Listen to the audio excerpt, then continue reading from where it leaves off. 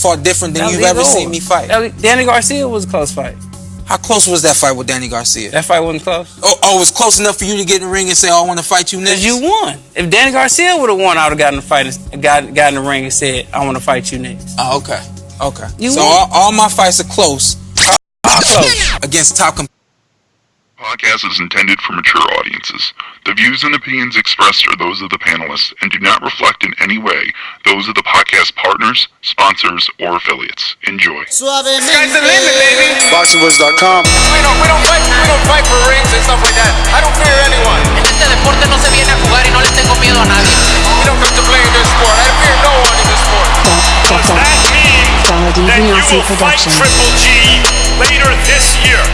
Como lo dije en la pelea pasada, ahorita mismo me vuelvo a poner los guantes. As I said in the last fight, right now I'll put on the gloves again. ¡Viva México! Canelo wants to unify all the titles. When did you realize, Andy, that you could take his power? Because of the Mexican warrior that I am, I got that Mexican blood in me, so talking about the Mexican style, I just proved it. BoxingVoice.com. Ain't no other sight in the game can see the Boxing Voice. Good morning, TBV, and welcome back, ladies and gentlemen, to another glorious Friday morning edition of the Boxing Voice Radio, TGIF. Yes, it's going down. The face-to-face has me fucking pumped. Damn, I wish me and Errol were still boys, man. Why the motherfucker say everything right? Oh, I can't wait for the fight with him and Crawford, if he can get past Porter, because damn, Porter looks all in. But yes, ladies and gentlemen, this is what we will be talking about. Errol Spence versus Shawn Showtime Porter, September 28th on pay-per-view Fox, the big channel. Yes, sir, they on the big stage. Can Errol pull off the same pay-per-view numbers? Will he do better? But outside of that, he's saying he going for the knockout, and that's the smoke I want to hear. I'm just saying. Call me Mr. Chimney. I want smoke. You know the number to call in, 1-425-569-5241. Press 1 one time. Voice your opinion right here on the Voice of the People hotline. And don't forget to add Nesta Gibbs on Skype to be part of the conversation. Let me come right here to Jersey. What's up, man? Yeah, I just want to say I saw a fight too. Stay focused, stay working my dad. I saw a fight too. Because if he comes to fight, then I'm going to have to look for him, man. I saw the fight too. I think you're accurate. Yes, indeed. Good morning. Does my mic sound right? Yeah? Yeah. Thank you. Right. So Errol Spence, Shawn Porter, trade words. I haven't seen the video, but I did read the excerpts and the back and forthness. And yeah, like you said, they're both saying the right things, and I am excited. So of course, chime in, join the conversation. Let's do it. Yeah. Let's stay in Jersey since Mike with the camera off. I'm the best ever. I'm the most brutal and vicious and most ruthless champion there's ever been. There's no one can stop me. Legs of the conqueror. No, I'm Alexander. He's no Alexander. I'm the best ever. There's never been anybody like me. I'm Sonny Liston. I'm Jack Dempsey. There's no one like me. I'm from their cloth. There's no one that can match me. My style is impetuous. My defense is impregnable. And I'm just ferocious. I want your heart. Get up! BoxingVoice.com. Good morning to all my people joining us, either heading to work or coming back from work, whatever it may be. We appreciate you tuning in. And we are talking about the anticipated matchup between Errol Spence Jr. and Shawn Porter. There's been a lot of abrasive talk between the two. There's been a lot of animosity. Shawn Porter feels like Errol's looking at him like he's some little chump that he's going to walk through. Shawn's baring his teeth now throughout this whole promotion. He's baring his teeth. Ain't no more Shawn Porter just going to stay quiet. He's talking his shit. So I'm loving this. And I'm actually kind of rooting for Shawn now. You know what I'm saying? I got Shawn Porter right now tickling at my underdog position. All right? Damn. Call you the cookie face. The morning show, Chad. What's up? Good morning. WBC Production.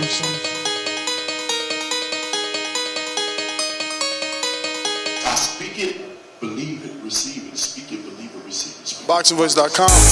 So when I stop him, y'all gonna say he was too weak. Oh my Mike, he stayed there before he said when I stopped. A man stand up for what he believe in, and when you stand up for what you believe in, you accept whatever consequences come behind it. BoxingVoice.com.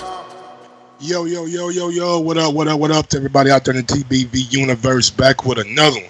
And good morning, man. Friday, you know how it go, man. Hopefully everybody had a good work week. Go into this weekend, you know what I'm saying? Have a little fun this weekend. Not a whole lot of boxing on this weekend, so take your lady out, you know what I'm saying? Go meet you a lady, you know what I'm saying? Do something special for your lady this weekend since there's no boxing going on. But we do have some good boxing going on September 28th, and there was a face-off that came on last week, but I checked it out on Sunday or Monday, and I liked it. I like what I heard from Errol Spence. He's really giving Shawn Porter no respect, telling him that he has God-given talent, but just doesn't have the skill. Doesn't have the skill to beat me. Doesn't have the skill to get in the ring with me. And Shawn Porter just looking like he's appalled. Like, I'm not skillful.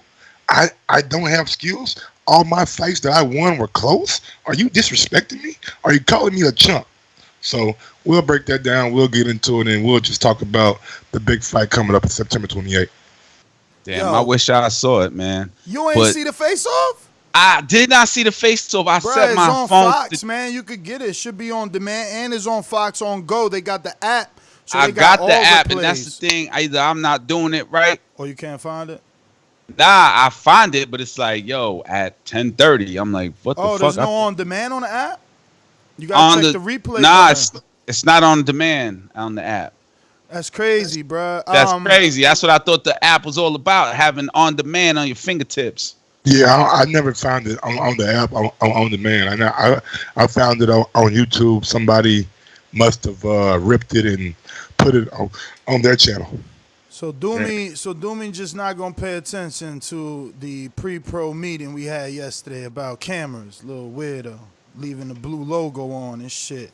But anyway, listen, man. This shit got me pumped. I ain't gonna front. Bruh, Earl has absolutely no respect for Shawn. And on top of no respect, bruh, he borderline, I feel like he wanted to call him a bum.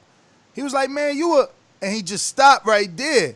You know what I'm saying? And I'm like, bruh, he don't respect, and he's calling for that knockout. Like, he's like, bruh, I didn't say I was gonna knock out Mikey. I'm going to knock you out. I'm stopping you. I'm saying I'm stopping. Like, bro, he said everything I want to hear him say. It just sounds beautiful too. And don't get me wrong, Porter is there, but he fucked up, man. At the end, when Brian Campbell's like, "Yo, could we get a handshake?" You know, boom, he shakes the hand. Porter's the first one to extend the handshake. And then Porter's the one laughing it off. Porter's the one saying Earl is just like, bro, I'm going to fuck you up. And then it's fighting words. And then at the end, in the little BTS footage, he's like, I got under his skin. He know I got it. And I'm like, damn, bro, Earl he's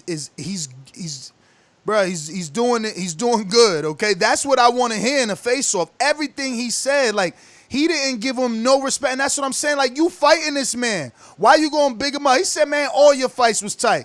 That shit was tight with Porter. It was tight with Ugas. Like, he said, yo, you use your head. Everybody know that. You use your head in the like, he wasn't holding back. And if he would have, we would have been here today talking about why he ain't telling about them head bumps. Look at what he did to Devin Alexander. Look at what he did to Brandon Hopkins. Look at what he did in the Phil Greco fight. Like, go deep, because Porter had a history of using that head, you know. And he put that out there. Like, you a dirty fighter. Not that I agree with anything. Not that I agree with anything that he said, but everything that he said, people need to take notes. That is how you do a face-to-face. You don't sit there and say, you know, how you respect this dude. Nah. He even told him when Shawn fucked up, was like, yeah, because after him, it's only me and Pacquiao. He's like, I'm not even thinking about Pacquiao. It's only you right now.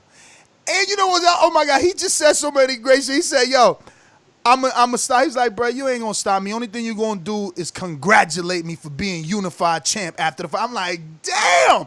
I start clapping in my bedroom. The dogs woke up because he just was hitting everything right on point. It wasn't like no waiting like, damn, Errol, why you ain't say that 5 minutes? No, he was on the fucking money like a hot knife through butter with each punchline, each comeback.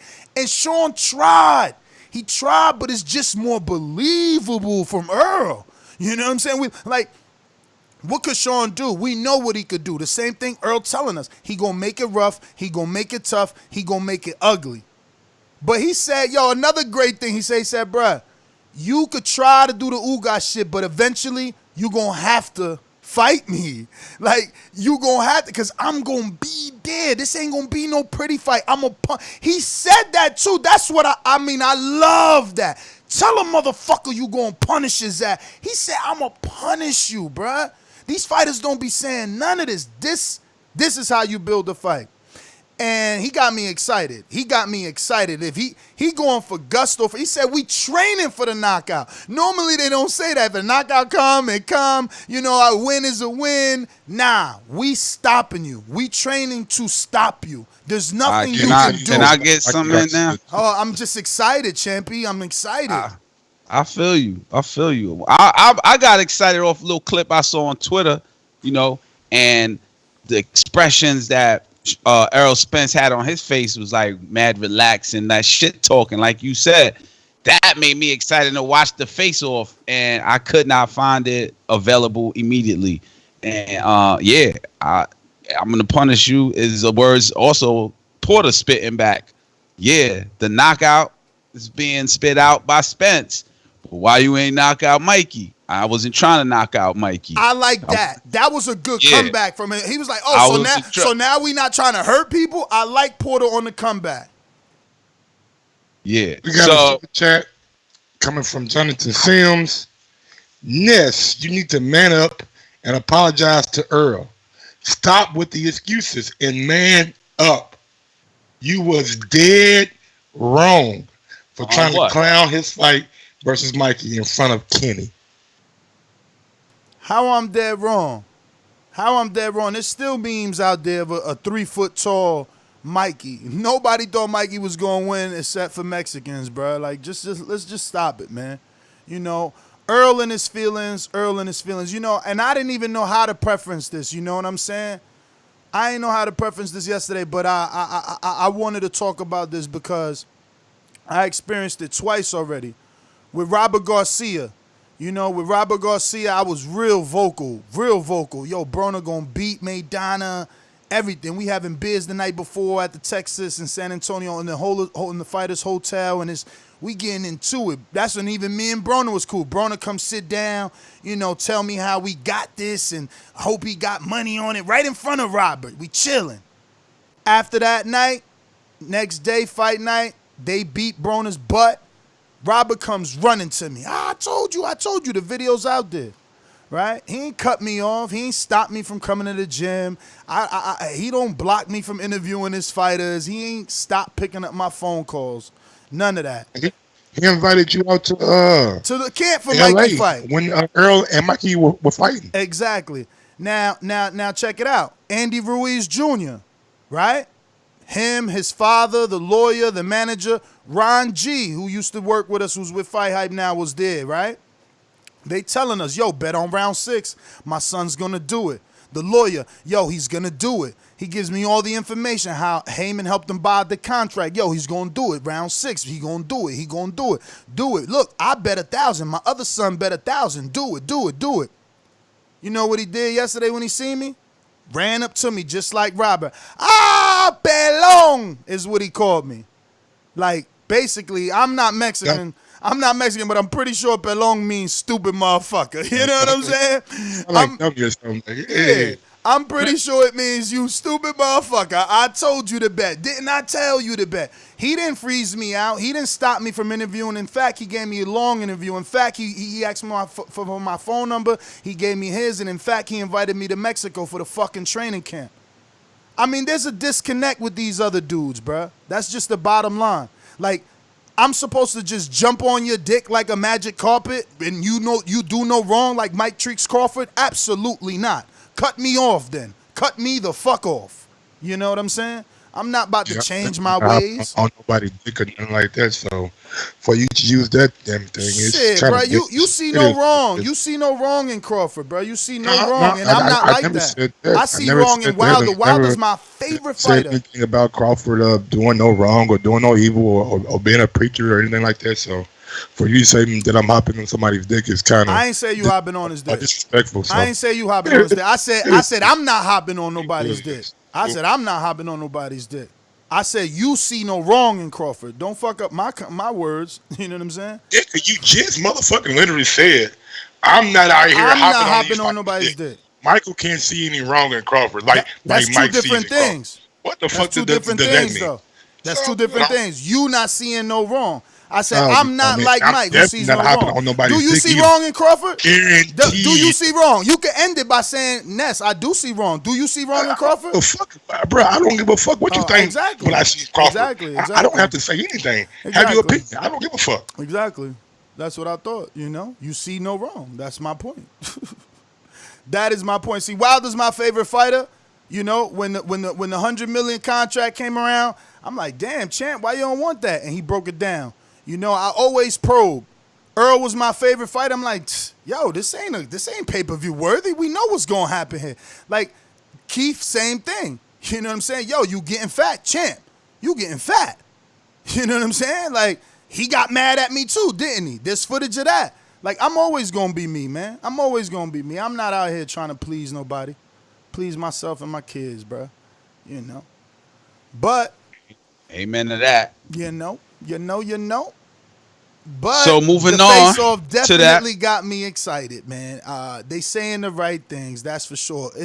I love that Porter told him, like, bruh, you not dissing anybody. I mean, you not stopping anybody. I never been stopped, and you didn't stop Mikey 130, and he said it too. So the casuals know 135 pounder moving up. They called you out, and he's like, I didn't want to stop, bitch. I'm not even believing that because he said in one round that he went for it or that he thought he could have went for it, but he pulled back or something like that. So, like, I don't know, man. Do you guys believe that he didn't want to stop Mikey?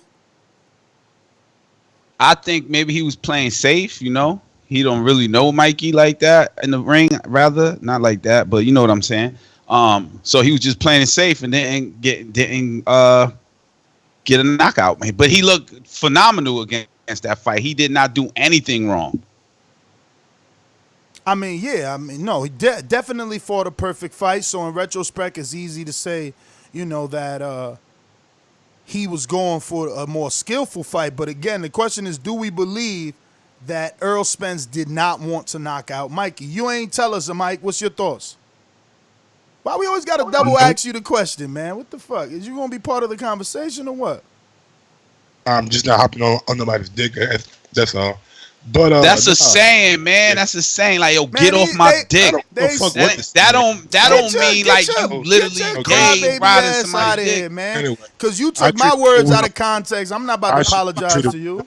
With respect. If I can't get no respect, then it is what it is. Man. But yeah, I don't disrespect somebody by saying anybody's hopping on somebody's dick. And I never said you hopped on nobody's dick. You keep repeating it because that's what you want. Listen to the fucking tape, nigga. I ain't got to make shit up. It's on the motherfucking tape. If you can't find a fucking better way to use your words or your sayings, don't say shit.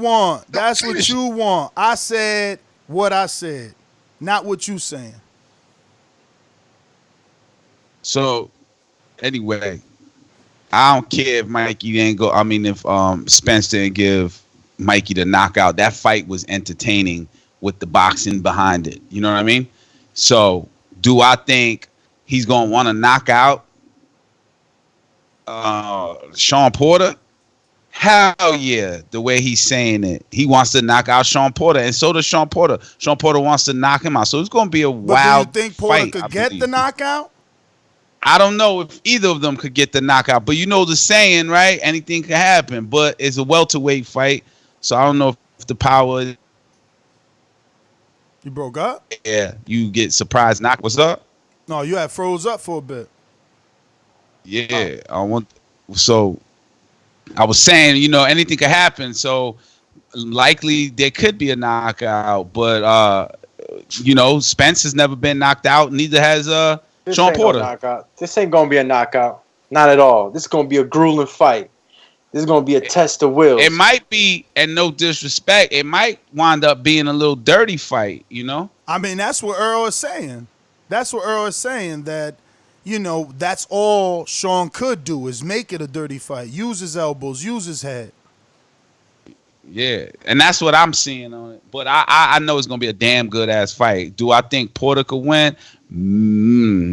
I'll give him like a 35% chance. Man, they were look, you had Errol pointing out, Shawn's fight with Kell Brook. He was pointing out a few fights, telling him that, he didn't do this, he didn't do that. But in all honesty, like, come on, Earl. You were supposed to finish this 135-pound guy. You know what I mean? Exactly. But everything Errol was saying, the fans were saying that too about Shawn Porter. Don't you ever go on public media talking about I ain't want the knockout. That sounds so stupid. Word is born. Unless you're doing some he didn't say I didn't want. He said I'm not trying to knock him out. I mean, that's the same thing. He also said I wasn't trying to hurt him. The hell does that mean? What, you got paid extra money to not hurt the fighter? You getting paid to destroy your opposition, bro. Yo, he was destroyed. Man. He was beat up. He was beat up bad and embarrassed. Unless you're getting paid to take off rounds, which I think is illegal, right? Yo, Shawn Porter was like, don't flip it all of a sudden. You not trying to hurt somebody? And that's what I'm saying. How you in the boxing ring, you not trying to hurt somebody? Man, there's some things that come out your mouth that sometimes you just gotta have the humility to say, you know what? Nah, that's not what I meant to say. Come on, B. This is the hurt business. You talk about it all the time. You've put away all your opponents. Now you want to say that. Yo, that could also be a mental game from Spence. That could be something mental from Spence, like contrasting what he gonna do. Now, I wasn't trying to hurt him. I am gonna hurt you though. That's him trying to defend himself verbally, bro. That's a parry, verbal parry. You know what I'm saying? Because Shawn is actually talking that shit again. He's talking shit back. And yeah, I mean, his best stuff was you couldn't stop Mikey.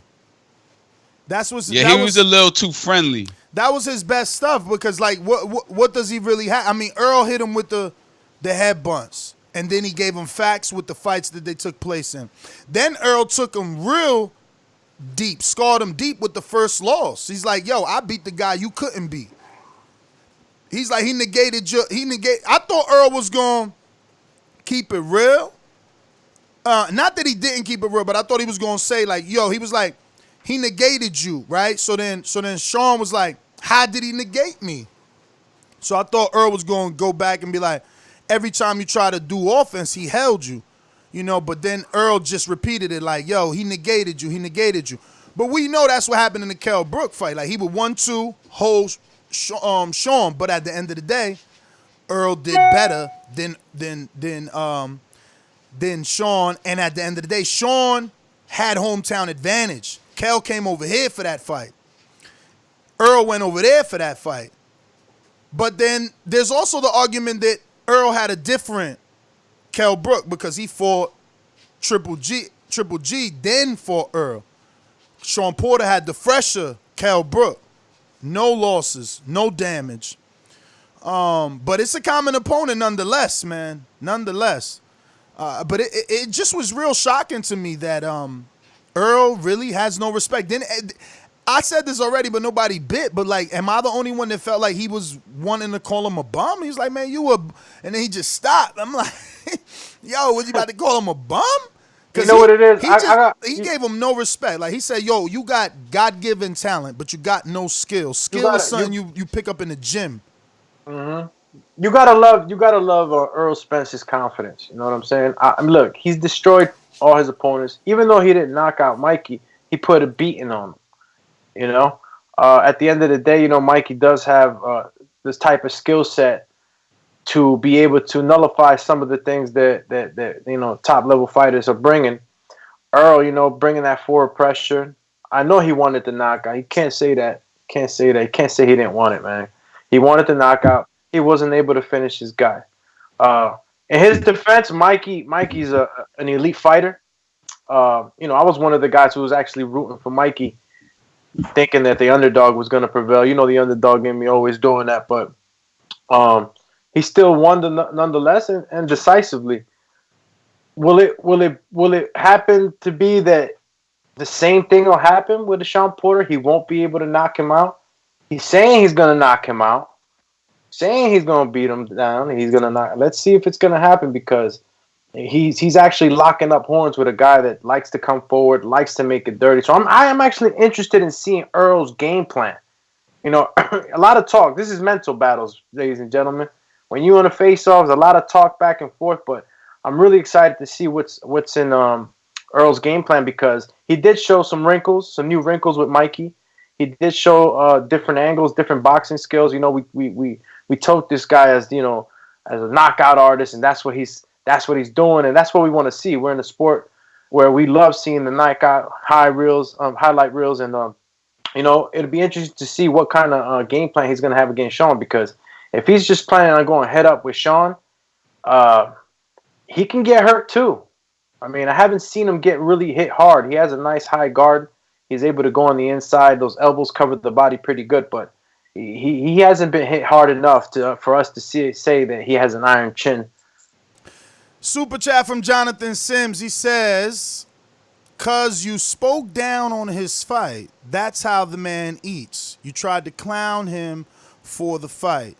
It's not what you say, it's how you say it, bruh." Look, man, I don't know what else to tell you, bruh. I'm supposed to be the voice of the people, okay? I pride myself on being here and telling you the truth. So when, someone tells you, oh, Andy signed a contract, he can't get a pay increase, he got no leverage, I'm here to tell you the truth. So when Errol Spence and Mikey Garcia are rumored to have a fight, I'm here to tell you the truth. I'm here to tell you the truth. Now, if you don't want me to tell you the truth, then this is not the place for you. But I cannot help it. You know what I'm saying? Maybe people maybe people feel I was a bit drastic, but I knew what was going to happen. You know what I'm saying? And because what happened, other than the knockout, because that would have made it all, like, we all expected him to get knocked out. So that would have made my, whole reasoning just all that more better. But I knew it was a one-sided fight. I don't understand how I'm being condemned, and you want me to apologize to Earl for not being excited about a fight that I knew who the winner was going to be. Are we excited about Ottawa Wildin' and Fury? No. So I'm supposed to fake get excited because it's Mikey, because he's popular? It's not like I don't know what's gonna happen just because he's popular. Why I gotta get fake excited? Like, I know what's gonna happen, and it happened.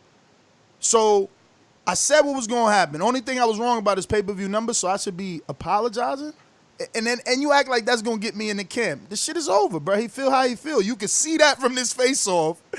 Earl ain't about to go back and be friends with me. It's over, man. But that's okay. That don't matter to me. I'm still gonna tell the truth. If he get in another fight that's worthless, we gonna say is worthless. And if he get in a fight that's huge and exciting, we gonna say is exciting. Just like we doing now. This face-off was exciting. This face-off was exciting. Yeah, you could cut through the fucking tension with a knife between those two, man. It's you could feel that. You could also feel it when Spence was on Inside PBC in the Inside with PBC. What's the name of that show? You know what I'm talking about? That is oh my God, yo, you just triggered something else. Porter was like, so wait a minute, because when you was on my show, you said that's what I was gonna you bring wanted up, the knockout. He like, your show, that ain't your show. Earl was cutting them, bro. Earl was cutting them deep. And then he was sarcastic after that. He was like, Well, on your show, you know what I'm saying? Like, yo, he was cutting them deep.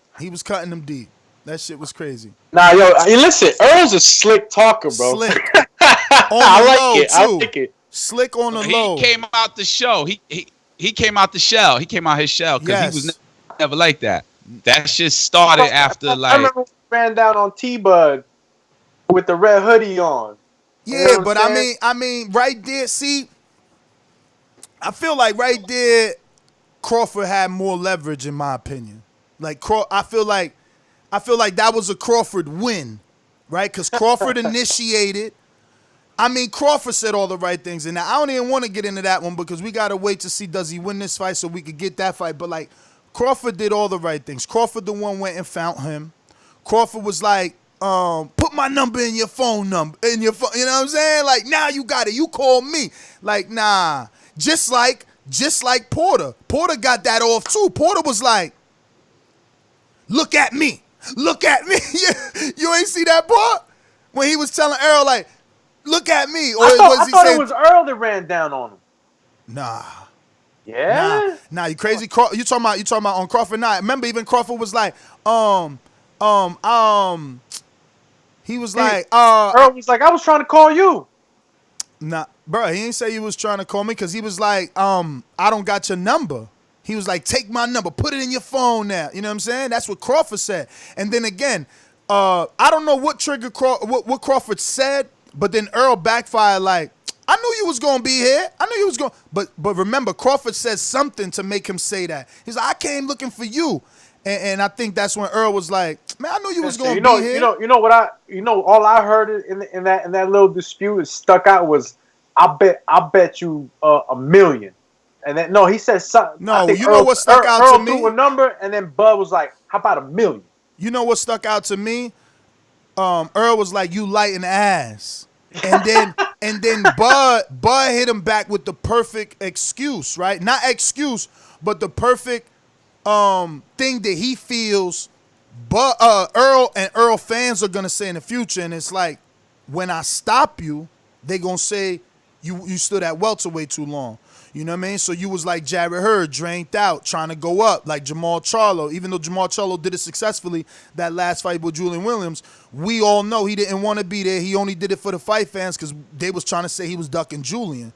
You know, but making that weight was hard. So Crawford feel like they gonna wait so long to make this fight that when I fight him, they gonna say I beat him and knocked him out because he was weight drained. Now that's a way to talk some slick shit right there. You know what I'm saying? In my opinion, because he being very detailed about what he feel is gonna happen. Because let's be real, Earl started his career at 47. You know what I mean? He's still at 47. How much longer could he stay there? You know, we know when we was friends, my man told me start camp at 77. So that's 30 pounds to lose, you know what I'm saying? And that was a while ago, so I don't know. Yeah, he blows up after pretty well, but he's never had weight issues. He's always on point with his weight cuts. We know the man is disciplined in that area. But we would and he mentioned that. Did you hear him? He mentioned that. He was like, man, we all know I come in shape. Yo, he ready. He ready, bro. He talking that talk. He going for this knockout, which is like, I've never really heard someone other than like heavyweights, right? Like really be adamant about knockout. I mean, we all know that this getting, Shawn getting Earl's skin a little bit, so I can see where that animal's just being poked at right now inside. He wants to let it all out come fight night. I'm gonna be honest. I just don't know what Shawn Porter's game is. I mean, he boxed differently his last fight, and what's his plan for this one? I've seen a lot of movement, a lot of foot movement in his training highlights online.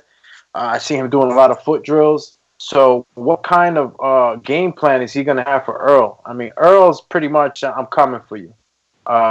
He showed little wrinkles here and there, but I'm pretty sure that Earl's going to come straight forward and try to hurt Shawn. And we might see Shawn boxing again. You just never know. Spence said, we're going to see Shawn throw wild punches from all over and miss. Those are words from Spence. Let's get to one of these Let's get to some of these super chats real quick. Amir the Gangster featuring Mr. 704 says, TBV been grinding. Let's get it. Jeezy voice. Then you have Mr. Joseph Jeezy Brown. Mr. Joseph Brown says, squash it, gentlemen. The haters are happy to see y'all at each other. Handle it behind the scenes. All right. And then we have Mr. D. Great Jr. I wanted Spence to ask him why he didn't run it back with Brooke to get his belt. Wish the face-to-face was longer. Best one far. He couldn't run it back with Brooke. Brooke wouldn't give him the rematch, and the IBF dropped him out the rankings. They put him, remember, they dropped Porter after the loss to Brooke under top 15, bro. That was like Ken Porter went crazy for that because that shit, we never seen it. We never seen nobody take it. Like, you know, even Tom Schwartz, I think, is like 14 on the WBO, and he didn't even have a belt. He was only number 2 on the WBO. You see what I'm saying? So it was a little crazy what happened to Porter. So they felt like, fuck that IBF. You know what I'm saying? We got another super chat from Donald Banks. Donald Banks, but that's really Donald in Richmond, California. In my Keith Thurman voice, man down, but that man didn't go down. BS. Spence could not stop Mikey. You wait till a pay-per-view to box, right? Laughing out loud emojis. That's what I'm saying, yo. Like, and they calling me a hater. Someone said, man down, but that man did not go down.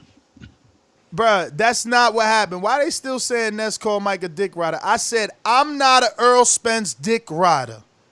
You know? Yo, y'all crossed that shit. I'm not. I said I am not an Errol Spence dick rider. I'm not like Mike, who can see no wrong in Crawford. I never said Mike got on anybody's dick. Niggas, you know what it is, Ness? Niggas is just sensitive, man. You said it in the same sentence, and that ain't my fucking fault. How many times I told him before? Nah, I'm not finished. Before he left, I told him, don't take my words out of context. I said what I said. You trying to interpret it the way you want. That's because you want to catch feelings. I ain't got time for that.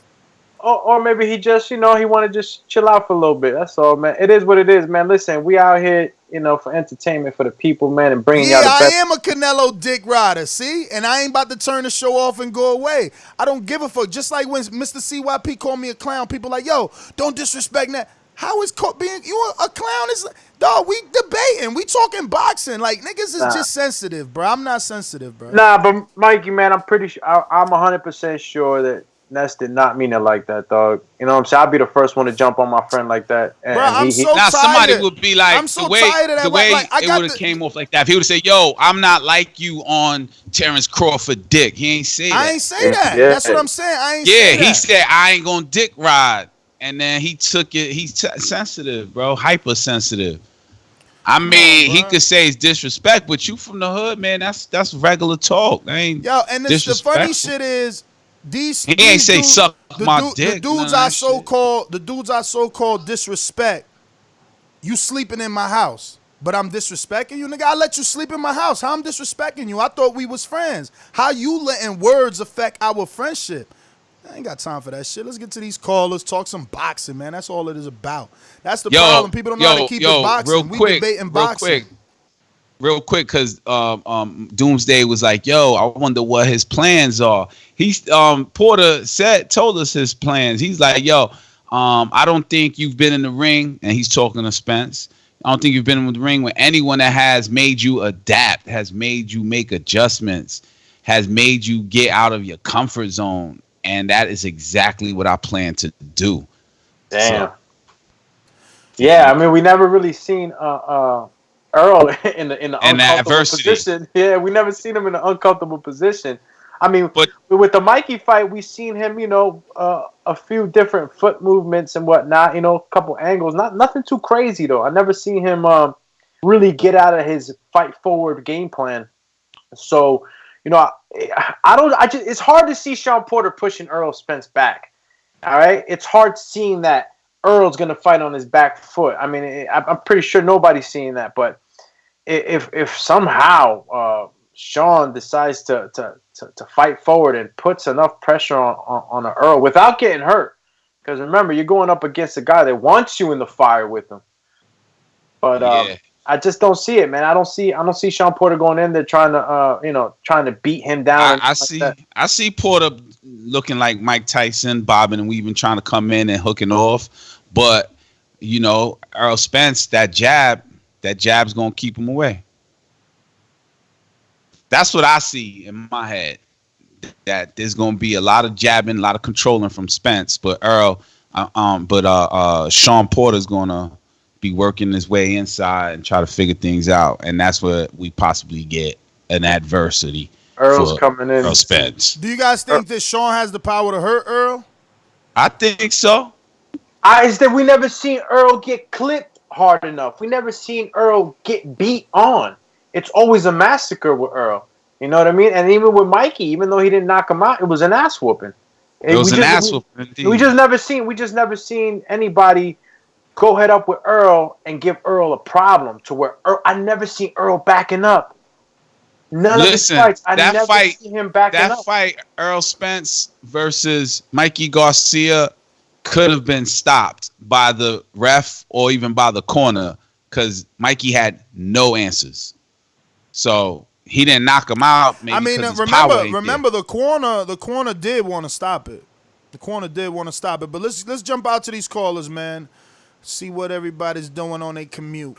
These calls are brought to you by El Camino Electrical Services, experts in electric vehicle charging stations. For consultations and turnkey installation, visit us at elcaminoelectricalservices.com. Remember to rate us 5 stars on iTunes. We going out to Boomerang.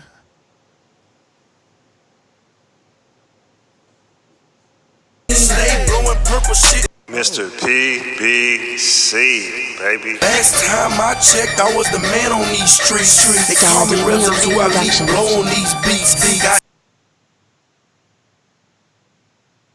Good early in the morning, Mike Ness, everybody. Fucking love TBV, man. I missed it yesterday because, I was with a little tender date. But, I watched the face-off, and Shawn Porter looked scared. And, I'm keeping that real. I've never seen a quiet dude outspeak someone who's outspoken. Errol Spence is known to be shy, quiet. He need to put some liquor on him. He looked like he was getting underneath Shawn Porter's skin. And y'all can keep on talking about Mikey Garcia and shit. You're never going to get nowhere. Because Robert Garcia was going to stop that fight. He said it multiple times. If he doesn't show any type of nothing, I'm stopping this. And Errol Spence is going to win this. Shawn Porter, all he can do is fight dirty. Fucking his last fight, I believe Ugas won that.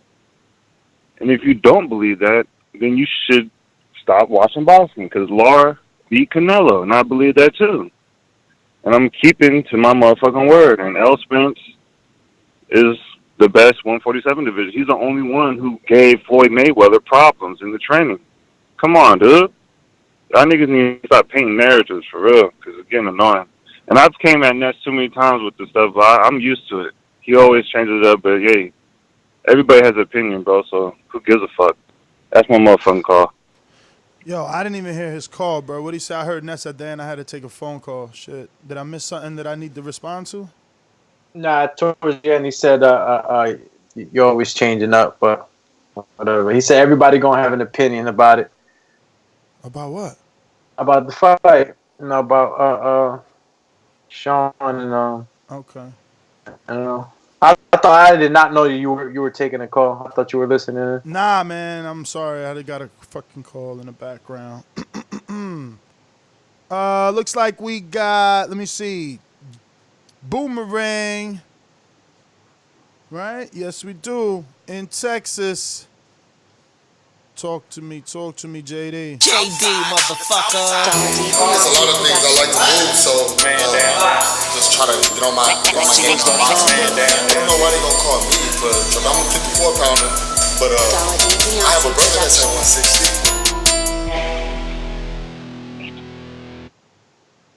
160. Yo. What up, fellas? What up, fellas? Morning. Listen, man. First off, I gotta address the Mike situation. Mike, I think Mike was a little sensitive this morning. I don't know if he woke up on the wrong side of the bed or whatnot, but from what I was listening to, no reason to get that frustrated. But anyway, let me get to the topic, man. Errol Spence, goddamn Shawn Porter. Listen, the face off, it was what it was. I mean, first I'll say Shawn Porter had Errol Spence when he said, about why didn't you stop Mikey? I think that was a good line, and I think Earl did a good job in deflecting. He never really responded to it. He deflected. Because Shawn was like, when you came on my show, and then he got on to it's not your show. But anyway, I like sticking to the topic. Like, listen, when you came on my show, you didn't have that same energy. You know what I'm saying? You were talking about you was disappointed and you didn't stop him. Now your narrative has changed, right? But Earl got him. Earl got him when he was Earl had him at a. Cut it. Thanks for calling in, JD. Use that boomerang status. We going to another boomerang in Detroit. Straight to the point for those with attention deficit. I'm so repetitive, so I gotta repeat. Stainless from the streets to the deep. I'm coming with that heat. All you need to know about me, I'm coming with that heat. Yo, TBV, what's good? Stainless, what up? Good morning. Another off day, man. I done already got my run in. I'm run number 2, getting ready to roll up number 3 before I get on that boomerang. Man, on to this face-to-face, man. And I watched the UK press conference, too, for Ruiz Joshua, too. That was decent. But on this other subject, and I'm sorry, this one I'm excited. This one of them fights I'm excited for, you know what I'm saying? Spence Porter. And I expect Spence to do just what the fuck he said he's going to do and not Porter out, but it was a good back and forth between the two of them.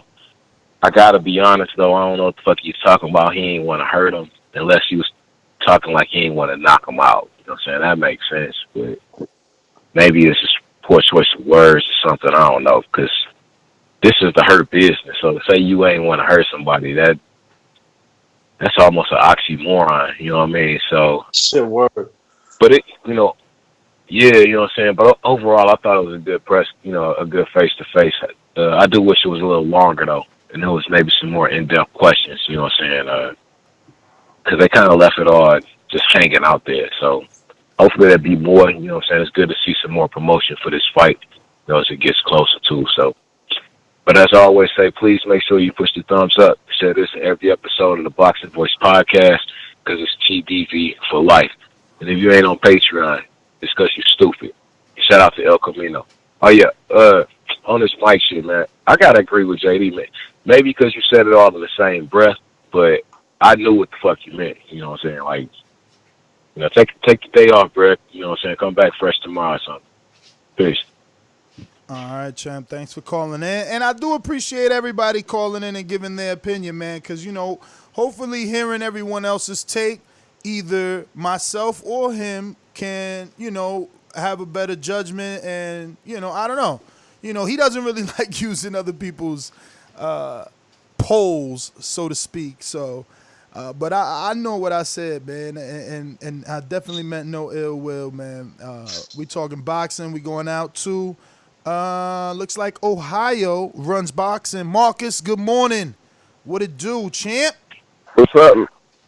What's up, man? Y'all know y'all owe me a call. Y'all owe me some time, You got it, man. But it's good. You're going to get a whole 3 minutes. Morning show's 1:30. You're going to get what we owed you and your normal call. Go for it.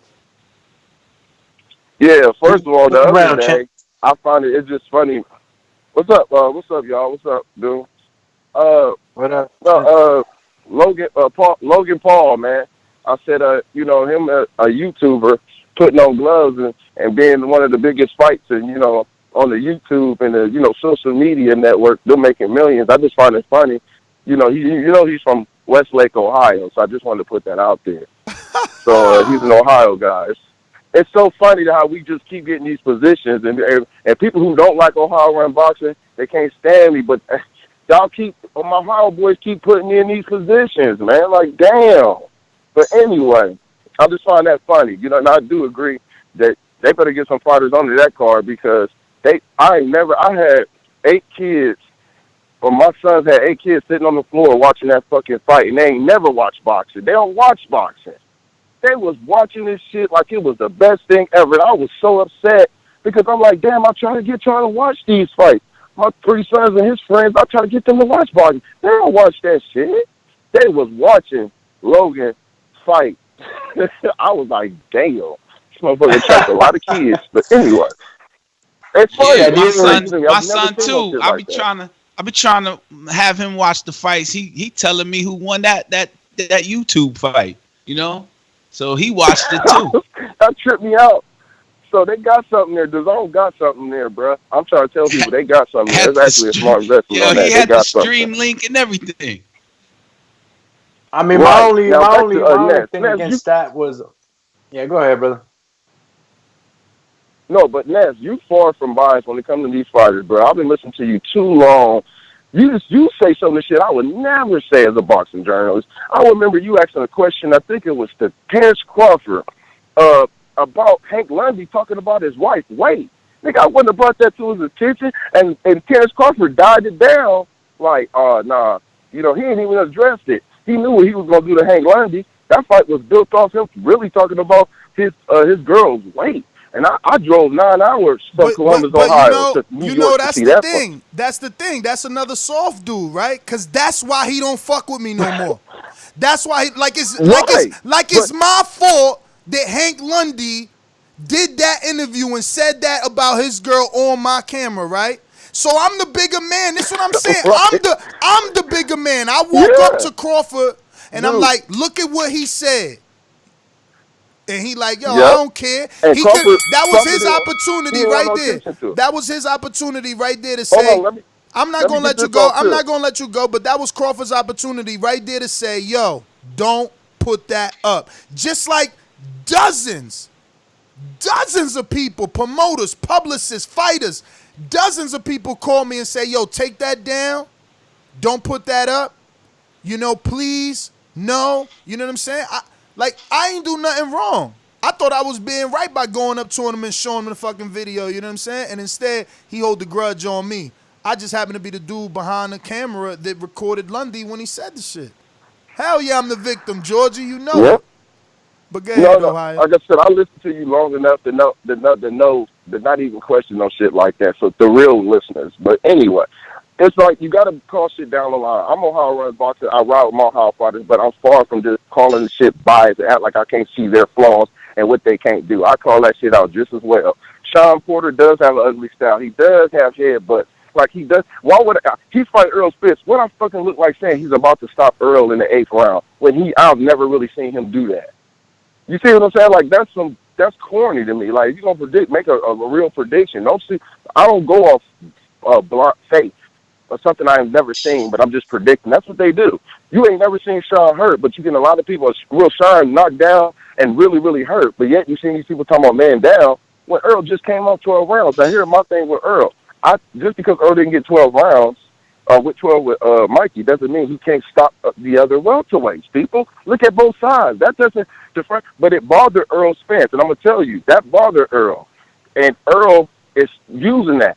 And here's another thing, Nez, that you said about Guillermo Rigondeaux. You didn't like Guillermo Rigondeaux saying he stood there and put on a fight for about 11 rounds with that last opponent he did because the people say he boxed too much. And you said you didn't respect him because he's going off what people say. Well, here's Errol Spence going off what people say, saying, I'm a box because people didn't believe I can box. Errol is speaking off the media, too.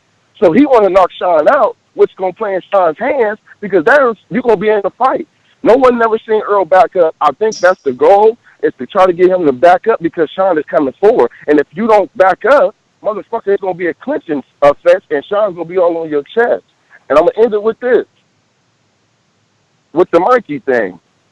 To all these Spence fans that just had so many excuses, if you up, we know our boxing, you up 7 rounds to 0. Why the fuck are you going to box 5 more rounds to show the people that you can box? You supposed to close the show after the 7th round because we already know you got the fight in the bag. Why the fuck is you? He did start at 54. A lot of people ain't saying Spence started at 154 before, early in his career. So that's another thing that nobody's talking about. Through your history, he fought at 154. So it's still Mikey going to 3 weight classes if you want to look at it, but he fought at 140. So let's make it 2. But he fought at 1. So why would you box 5 rounds? You're supposed to finish the show. There's nothing wrong with it. Take it down. Every fighter don't always get a knockout. That's what Spence fans need to see. And stop trying to talk around this shit like, oh, keep her on the boxing clinic. He was motherfucking. He had 5 rounds to stop him after he was up by 7 rounds. There's no fucking excuse. Now, go to the next fight. Except that you can't knock out every fucking body. When Triple G don't do it, y'all be on his ass. Knocking out Porter, he said, bruh. I mean, there's nothing wrong with it. I mean, that's what I'm saying. But motherfuckers trying to have an excuse. I don't think he can do it. I ain't seen it. But if he gonna do it, he ain't gonna box. Motherfucker, you can't just box Sean. You going? He going in there. He going in there. He sound like he going in there to bang bang. But listen, Ohio man, thanks for calling in. We got to get to CYP Boomerang. Talk to me. Man, mess. I got to be deep with you, man. What up, man? A couple shows ago, maybe it was a month ago. There was a show where you were sound biting, talking over, screaming on mic like it was ridiculous, man. I ain't even gonna lie to you. My girl was here listening, and she was like, this nigga's a bitch. Like, he disrespectful. Like, you know it get bad when the females jump in and think that you kicking and bullying on the next man. I'm going to keep it real. If Mike could walk, he walk up and kick your motherfucking ass, man. Like, yeah. I'm going to be real. You disrespect the fuck out of Mike a lot on this show. Listen, you must have listened to that show. Go ahead, man. You must have listened to that show, and I implore you to please, before you continue, you and your girl thinking that what happened, go back and listen to that specific show you're speaking of. The reason I overuse the sound bites is because Mike would disrespect me when I purposely went out of my way to say, Mike, you talk, I talk. Let's not have that argument. You know, I'm not going to cut you off. So I would wait, and then when it's my turn, he would cut me off. So I just didn't let him talk by abusing the sound bites. You could go back and listen. You see what you just did? When you really friends with a nigga and you offend him, you apologize for offending him. You don't try to explain to him and to the world how you didn't offend him. Like, you fall into my traps every time, my man. Bruh, like, I knew you was going to say that shit. Mr. CYP, listen to me. You think it's a trap, but listen, I've been Go like ahead, this. defend it. You think it's a trap, but I've been like this forever. You can hear me on this show. And that's why niggas run off the show. Exactly. That's why they run off the show and don't fuck with you no more. I don't got time for your weak feelings, though. That's the issue. I don't care about feelings. You're right. Like, everybody feelings weak. is for females. Everybody weak. No, everybody weak with not you. Everybody You're right. weak. Everybody weak with you. But listen, Mr. CYP. Hold on, champ. I ain't weak. Hold on, Mr. CYP. Why don't you think about it this way, Mr. CYP, right? You feel like I'm the one abusing, right? Cool. I am one person. Mike. No, but not just Mike. Not just Mike. The stigma is that I abuse all my hosts and I make them walk, right? So let's think with that. I'm one person abusing one person. Right. You please, with the shit that comes out of my mouth, try to give me your best guesstimation about how much I get attacked. And I sit here. When my favorite fighters lose, I don't get emotional and don't do the show. Bro, I've been here almost 10 years at 7 o'clock every Thursday and Sunday. And then in the last 2 years, I cranked it up and been here 7 days a week. I could care less what you think, bro. There's nothing you can say that's going to hurt me. You're a funny guy, I'm just man. You're keeping a funny guy. I'm keeping it real. I'm telling you, man, you ain't the only one who done been through life, that got to know people that been through shit, man, that get to know different personalities, my guy. That's your 3 minutes, champ. Listen, and I gave you 3 when you know in the morning you get 1:30. Listen, bro, it took me a long time to learn. I used to live my life for other people, bro. I said that on Untitled one day, like, My biggest downfall was chasing them damn women. Everything I did was for women. So I hustled hard, worked, whatever the case may be, fresh cuts for women. Then I learned. You learn as you grow your mistakes. And you know, I don't got time to kiss ass. That's not what I'm going to do. If I hurt his feelings and that's what he relays to me, well, then I will apologize to him. But I don't feel that I did anything because you took my words out of context or interpreted them the way you want. The same thing with Earl. He feels a way about what I said. Y'all want me to apologize to him? Like, y'all bugging. You know what's funny, man? I don't think you guys realize how I mean, on the comments, on the chat, how much shit you get hit with. I get attacked daily. I get attacked more than anybody. People make videos. People prank call my phone. Like, what is he talking about? Like, if I was sensitive, bro, the AB interview where he was clowning. AB bro. called me a bitch in front of like 100 people. In front of 100. I'm interviewing Earl. Me and Earl cool at the time, and he just jumps in. Like, you know, come on, bruh. Entertainment, man. Yeah, Georgie guesstimation. That's my shit. That's why you over here trying to learn how to spell it. What the fuck? Yo, join Border Wars, Georgie. Stop with the bullshit. Georgie's the biggest clown ever. Ever. That's the only dude that turned down a flight to meet people. Like, come on, man. Clown sauce. New caller in Las Vegas. 702, what it do? Yo, no more new caller intros? I mean, we got to find out, is he a new caller first? He got to be like, nah, because sometimes they be like, nah, I've called him before. Hello? It's a new number. What's good? First time caller? Yeah, man. No, this is Boxing Agitator. I called in once before. Yo, but this is a different number, right? Because I got you with a different number on Boxing Agitator. Y'all with these? No, I don't believe so. I only got one phone. Something must have happened. But I had a comment. All right, apologize. Yeah, right. I only had a comment on. I'm gonna get this. It's right all good. this time. I had a comment about that Errol Spence situation. I didn't get to see the face-off, but as far as what I catch, he said that he didn't intend to knock Mikey out for lack of better words, not knowing exactly what he said. So in my opinion, he's chanting this man down, man down. I'm a big Errol Spence fan, first off, and I think Shawn Porter is not making it out of the fifth. Let me say that. But for him to go into the Mikey fight intentionally to not knock Mikey out, and every fight before that, you know, it's man down, man down, man down. And in his defense, he was knocking everybody down. But for him to go into that and not with that same pressure, he let his fans down. I put my money behind him, and I feel like hearing that this morning, I feel like I got swindled. I feel like he need to go ahead and put the moniker or the name Truth on the shelf for a hot second until he redeem himself, man. I don't know how he can redeem himself or whatever, but he need to come out and make a public statement or something and give back to his fans for that garbage, because we put our money behind that man. I put my money on the knockout because of who Errol Spence is. I truly believe he's the truth. You know what I mean? So that's my opinion, man. I'm not trying to cry about it, but I feel strong about that one right there, brother. And yeah, that's my opinion. I'm out. What about Mikey's disrespect defense to anybody being that great? Okay.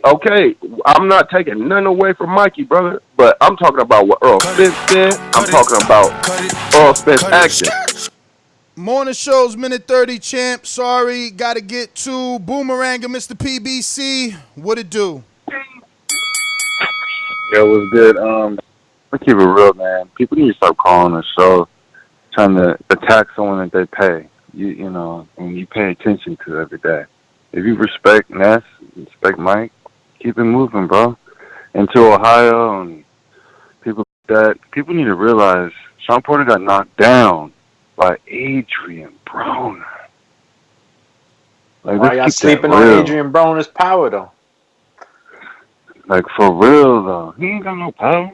The only power he got is with his mouth. He got power, though. Because remember, Marcos Maidana said that was the hardest guy to hit him. He couldn't do nothing to Mikey Garcia. Now Mikey Garcia, that fight, when Errol Spence fought Mikey Garcia, before the fight happened, I really thought Mikey Garcia was going to win the way he was talking. He beat Robert Easter, and I thought Robert Easter would smash Mikey Garcia. He beat Adrian. He was like the PBC destroyer. You know, like I was like, damn, Errol Spence might lose. I was believing in Mikey Garcia. So when y'all come on here talking about he didn't get knocked out, last time I checked, bro, the dude looked like a fucking bag. He was just standing. He was surviving. And any boxer that's surviving, that's sad, bro. And he was supposed to be the best. He destroyed the second upcoming Canelo. So damn, let's just keep it real, man. Praise. Yeah, he was, dude. Don't act like he wasn't. He sold that fight, not Errol Spence. We'll see now. So, though. This is when we find out who really sold it. Shawn Porter ain't gonna do shit. No, come on now. You really think he's gonna do shit? No, I'm talking about. I thought you meant who sold the fight, like in terms of numbers, and you know what I mean. What you meant? I really think Mikey Garcia brought his people to sell that fight. No, Mexicans came out to see Mikey Garcia, not Errol Spence. Now Mikey you think Errol Spence won them over though? Destroy Errol Spence. No, because Mexican fans do not like it when you beat their peoples. We ain't united yet. But let's keep it real. That's my motherfucking call, and shout out to Ness and Mike. And Mike, you always getting sensitive, but I still respect that you still on the show. And yeah, a lot of people have gotten off the show, but we all know the most weakest motherfucker that got off the show was Rob. So if you weak, get off the show. That's my motherfucking call. Why you gotta single out UK, Rob? JD in Texas Boomerang. Yo, I wanted to chime in about that subject too, man. I remember Daniel Jacobs getting in, like, not liking you, Ness, because of something you said on the show. Yo, and no. Not something I said on the show, something I said on another radio station. And you know what? I was wrong.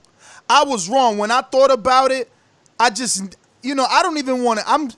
It's actually, that's a time when I'm wrong. That's something people say you regret. That's something I regret because I was ignorant to the situation, and I was on a live radio station. Yeah. It was in another city. I probably got caught up in the moment, but it doesn't mean what I said wasn't true. But I didn't respect the situation at that time. And listen, bro, I'm a man. I'm a human that makes mistakes. Like, that was a time where I probably, I don't want to call it immaturity, but I definitely probably was immature to the setting. Again, being on a radio station, this is something that happened, like Earl says, God-given, okay? So, like, I didn't go to school for this, none of that. So I'm going to make mistakes, and I made a huge mistake with Daniel Jacobs, but that's what I respect about him. He sat me down when I seen him in Vegas, and I didn't even know I offended him. I didn't even know I offended him. And I tried to interview him, and he didn't do none of the other stuff that immature people do. He sat down, and we started the interview, but in his mind, he knew where he wanted to go with it. And the interview was out there. And he went where he wanted to go. And he allowed me to explain what I meant. And you know what? He respected it. Because when I told him, like, bruh, you could say that to other people, but I've been following you since the amateurs. I watch your amateur fights with Shawn Porter. I watch you get dropped. I've been following you since cornrows. You know what I'm saying? I've been to your gym. Like, I'm not them other dudes. So it is different for me. And he respected that, and we ain't got no issues now. But I do make mistakes, bro. I do make mistakes, especially with the things I say. I'm not gonna deny that shit. Like, I just don't be thinking. Thinking everybody's sensitive, man. I don't know, man. I done had all types of shit said of me, man.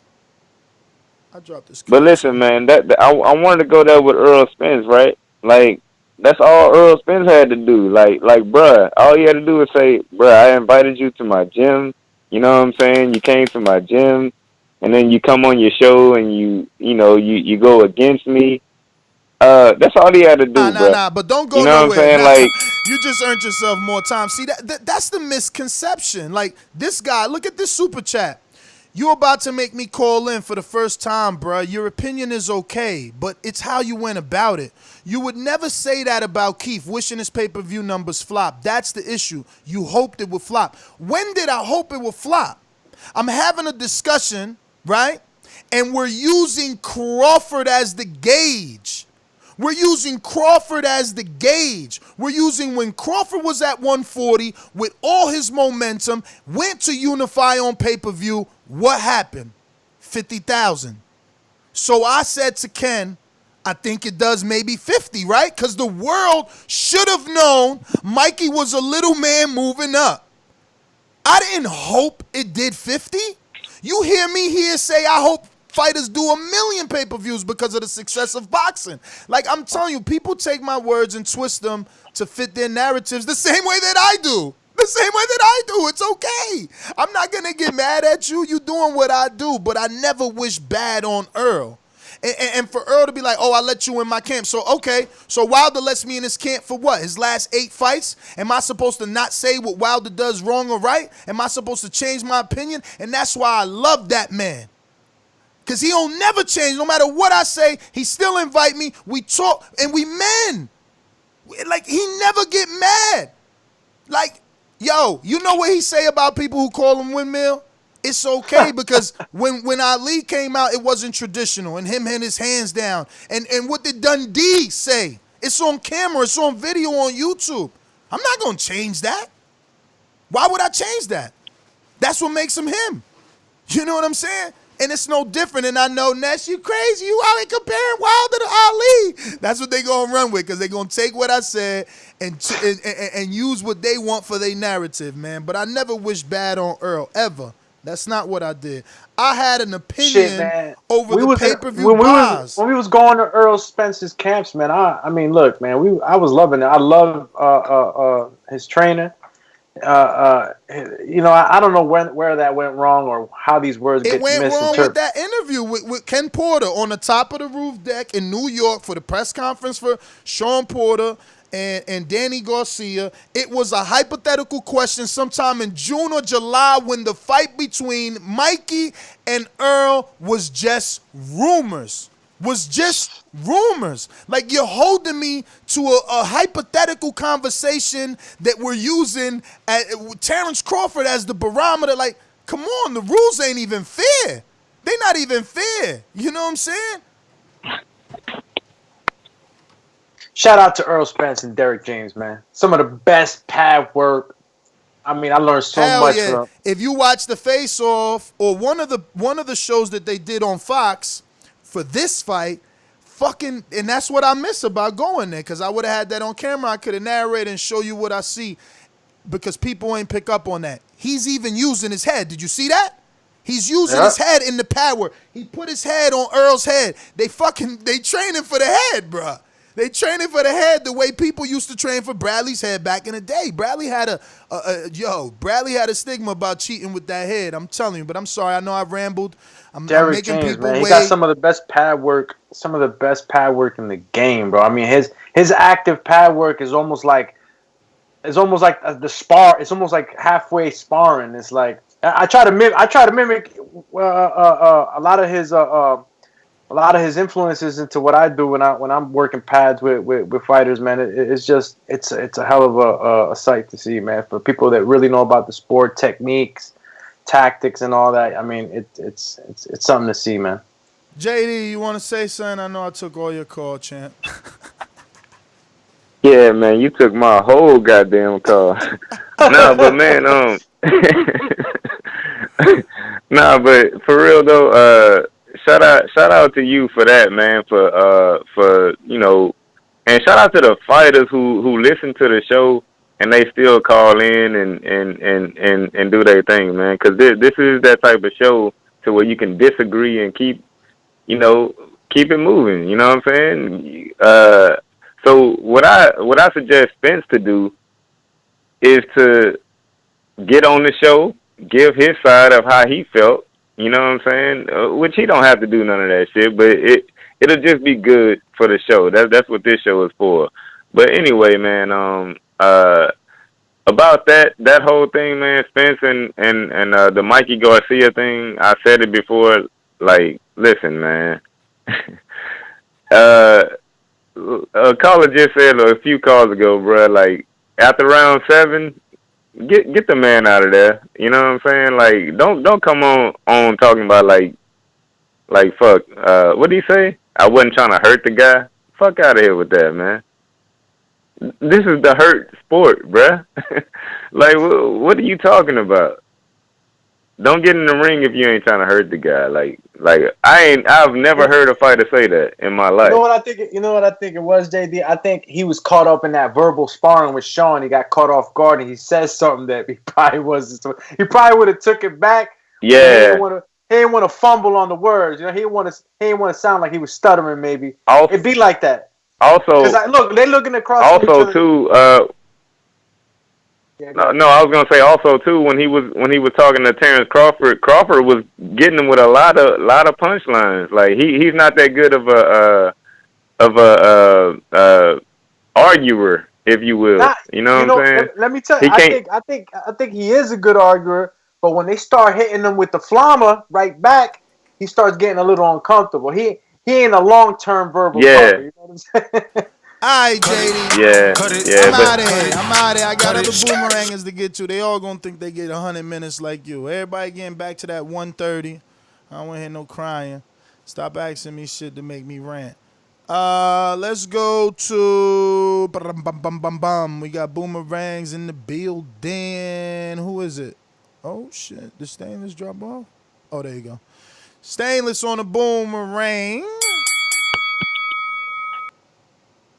Yeah, man. JD made an excellent point, man. That's the main reason that I fuck with the boxing voice and that on TBV for life. You know what I'm saying? Fight hype good for reporters. You know what I'm saying? Boxing ego, DBN, they good for giving you their perspective. You know, what's his name? Ellie Setback good for being a Robert Garcia gym. That's pretty much it. But boxing voice, you actually get to hear, you know, the fans, you know, especially us hardcores and even the casuals, you know, our opinion. You know, like, take that shit on the chin, man. How the fuck motherfuckers fighting all day, every day? You training to fight. You training to die in that ring. You can't take a motherfucker say a couple words to Jim. That don't make no fucking sense, man. Like, we grown. It's a business, you know what I'm saying? And if you have a direct link to the people that are paying to see your fights or coming to your fights, which is this one, then it's probably best not to turn your back on it. You know what I'm saying? I for one, enjoy watching, you know, they training camp that y'all did down there. It was good to see, and there were a lot of other podcasters down there, too, so they were just starting to get on the hype train with. I think he was still debating whether he was the goods or just, you know, he passed the eye test. So, you know what I'm saying? It'd be good to have it back, you know.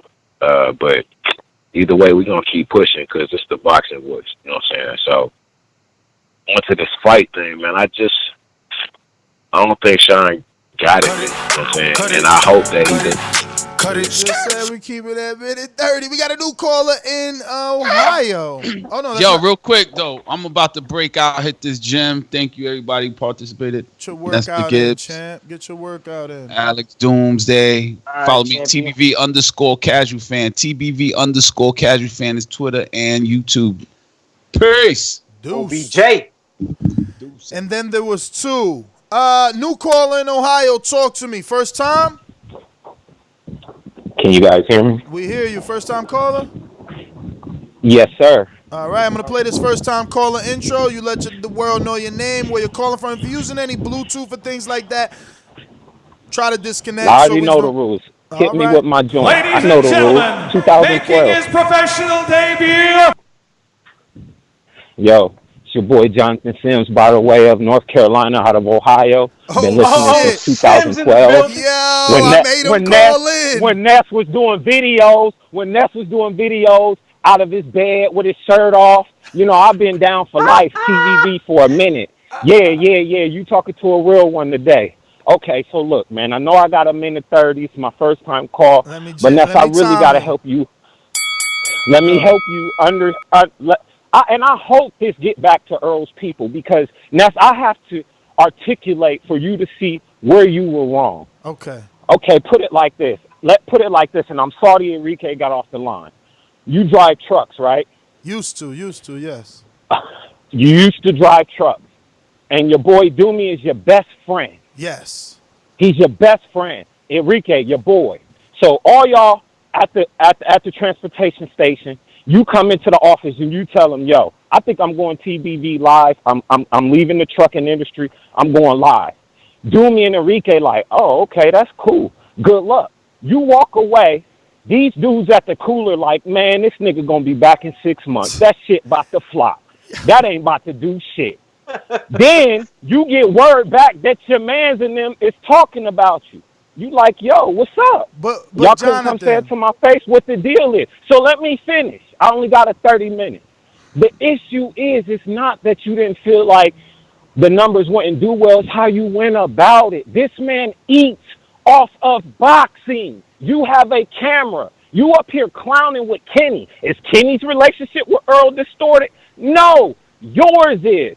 It don't matter if Earl accepts your apology. You the voice of the people. You made a mistake. Okay, you go to Earl, not to Derek. You go to Earl, who you had on your shows 3 times, 2014, 2016. You brought Derek on again. And you say, Earl, I was wrong for what I said, man. I didn't like the fight because I felt like Mikey didn't belong in your class. You and Mikey never did a pay-per-view. So I was very uncertain on how the numbers would do. Jonathan, that was even more than 130 since you're a first-time caller and a listener since 2012. You know, I wanted to give you your just due. And this is the reason why I like cutting off. I must admit, cutting off sometimes is something you need because you forget certain things. But, yo, I needed to cut you off, but I let you go, and you poisoned the audience because you ad-lib the entire scenario, bro. Like, you added your interpretation. All those words is that's your interpretation. First of all, it was a bad analogy because you used the trucking business, and I didn't say I'm going to take my personal truck and I don't know. I don't even know what the smaller version of the job I did would be because remember, that's what Mikey is. That's what Mikey is. So again, Doomy and Enrique would have to be laughing about me taking my big rig from going, I don't know, state to state and driving locally, which still wouldn't be bad because local drivers get to go home every day. Like, the analogy wasn't there, so I can't see or attach myself to Doomy and Enrique laughing at me. Like, it's a bad analogy, and it was a bad fight, and the fight proved it. The only thing that it did was exactly what the promoters wanted it to do. Build the brand of a man, whoever the winner was going to be. But no one can sit here and deny that Mikey wasn't a sacrificial lamb. He was daring to be great, but everyone knew they were using him to make Earl into a star. Like, come on, bro. The blueprint is there. Floyd been doing it all day. All day. Like, I don't know, man. And I wish I could repair the relationship. Oh my God, bro. I don't know what y'all want me to do or what. He won't even come on the show anyway for me to apologize, champ. Look at what he did to Boxing Ego for thinking it was me. Imagine I really tried to say something to Earl in his face. He'd probably swing on me, champ. Come on, man. Yo, he thought Ego was me and start going at him. Like, you know, I don't fight. And it's like, damn, why is it that serious? Think about that. Like, why is it that serious? Why is Broner holding a grudge on me for, I don't know, 5 years? And guess what I said to Broner? You were never on the pound for pound. And it's just true. Like, who'd he beat that was pound for pound? When did he get there? So we're saying he was pound for pound because he got 4 divisional world titles? Okay, if that's the argument. So all I said secondary to that in an interview that he fucking hijacked, right, was if you want to be pound for pound, you must beat Mikey Garcia. And again, I said this probably a year and a half before that fight was even announced. I was just throwing Mikey's name out there for him. You know, and they still went that way, and he still didn't beat Mikey. Like, why is it my fault because I'm getting it right? Like, again, Shawn Porter. Shawn Porter ain't getting mad at me because I picked Keith, and actually they did. Anybody that listens to the show like Jonathan Sims knows that Ken used to be on the show almost every Sunday. Every Sunday. But the minute I pick Keith, we not friends. Like, what? I can't pick now? And I see other people do that. Like, nah, I'm not going to pick. Nah, I'm not going to pick. But Earl could pick. People call Earl, they got him on PBC, and he's telling you who's going to win. They always ask the fighters who's going to win. They ask Deontay. They ask Anthony Durrell. They always ask the fighters who's going to win. But if a journalist do it, you pick the side. That's your line. I think sometimes the position of the journalist is sometimes forgotten. Sometimes I think that some fighters just don't understand what position we play. You do have those that are gonna, brown nose and kind of go along with whatever you want. Those are what you call yes men. You know what I mean?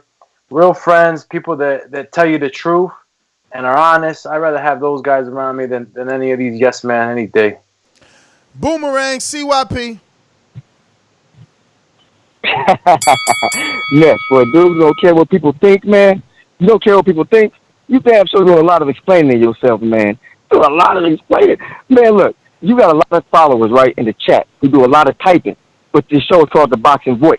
So if they support you so much, they got so much to say, call in, tell Mr. CYP he's sensitive, he's emotional, he this, he that. But remember this, Mr. CYP ain't never got splashed with no water bottle from the gods. Remember that. And I damn sure ain't gonna turn to Eddie Hearn. And ask him to help me. I would have jumped over that shit and got it popping. And if y'all don't believe me, ask around. Like, ask anybody. You can ask Wade, you can ask Joey, you can ask Porter, you can ask Shane Mosley. I know them all. Ask them if I'm not about that life. I'm real. I'm calling in because I'm real. I give you my IG because I'm real. It don't matter. I never would have went. You don't know the I'm dynamics, no fan, bro. I'm no fan. It's easy to just say I don't what you want to say. Listen, when they ran down on me, let him get his call. Let him get his call. Go ahead. Go explain. Listen, go ahead and explain. That's my point. Something happens to you that fucks up your narrative, and you sit there for 5 minutes and explain. Stop explaining. You don't care what we think. Just take that water, wipe it off, and continue your interview. Don't look for Eddie to save you, my man. That shit was whack. That proves you are sensitive and you do care what we think. Try that shit with me. Come to LA for Border Wars and try that shit with me. Any of y'all throw water in my face, see what happens. But I'm sensitive. Ooh. CYP out. CYP out. Yeah, man. What could you say about that? I mean, look, it's easy to say. Look, I remember when the Charlo brothers ran down on us. I mean, I felt some type of way. And I'm from the streets, man. You know what I mean? The hood came out of me real quick, and I was this close to saying fuck all this, fuck this presser shit, fuck this reporter shit. I am who I am. I want to put the pause on these motherfuckers. Motherfuckers think I'm some pencil pushing, desk riding reporter. You got the game fucked up. All right, that's how I felt. You had people coming up to me. I was distraught. I was messed up. But at the end of the day, I had to take responsibility. And I had to be a bigger man because I know that I'm there for a job. I'm there with the captain of the boat. I'm not going to go ahead and stain the Boxing Voice's name with all the promotions and the people who actually are in charge of who gets to go to these presses. I had to think about a lot of things. There's different dynamics, ladies and gentlemen. I'm pretty sure Neil would have threw some water at my man in the streets. We would have earthed him. But that's not where we living anymore. And that's not where we headed to the future. A lot of adjustments, man. You can't act like the way we used to act back in the day. So y'all gotta understand when some shit happens like that, there's more to it than just a water bottle and this. There's more to it than motherfuckers mumbling, calling you a bitch ass nigga and shit because they just don't know who you are. They think you're just some regular reporter, and that's the difference between us here in the Boxing Voice. We just ain't a reporter. We get in the ring, all right? We live this. You can't just tell us that we don't know what we're talking about. Get out of here. I mean, listen, man. I mean, CYP says in one breath that to explain is a sign of weakness. And then, his first call was saying that I was wrong and I should apologize to Mike. So, like, which one is it? Because an apology is an explanation, you know? You telling the person that you're accepting fault for the things that you did, you know? So, like, I don't understand. I'm going to try and take as much advice as CYP gives. I appreciate his calls, you know? Yeah, man, keep calling in, champ. Keep calling in. We bringing the water balloon, CY. I just hope that with time, everyone matures into adulthood, you know? That's the best thing that I can wish on people, you know? I wish I would have got mature 12 years ago, maybe. 12 years ago, maybe. That would have probably been real good. Joshua in New Orleans, talk to me. Yeah, hello? Yes, sir. CYP, you say you like his calls, I don't. I think he kind of egotistical. It's like he trying to put this, he want everybody to know how he get down out in the world, and he didn't challenge guys on this show multiple times. And I don't like his energy. That's all I'm going to say about that. I'm in New Orleans. I had a whole life. I'm 33 years old. I done been put in situations where I had to decide whether I want to lose my livelihood or go to jail or do this, do that. I didn't escape that reality. Sounds very ignorant for somebody to say certain things about the water. I understand the situation. I called in on the show. They were saying I was nut hugging. I was doing all this because I felt bad for you because I've been in that situation before where I had to control myself and keep cool because I got bigger things to live for. Yeah, I'm about that dumb shit, but it matters to me when I have to show I'm about that dumb shit. I don't like his energy. He on some bullshit, some negative shit. He challenging people on his show. I'm not challenged by it, but I hear it. It's like he trying to put it out there. He want everybody to know that he this and he that. If he was, he wouldn't even have to move like that or make that noise. Man, keep doing what y'all doing.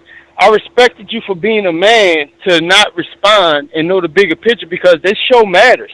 And if you do lose it or lose your options to get to the press conference, we ain't got no show.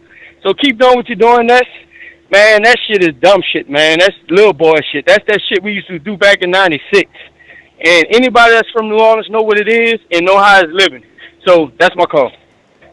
Thank you for calling in, Joshua. We're going out to Brian in the ATL. Good morning.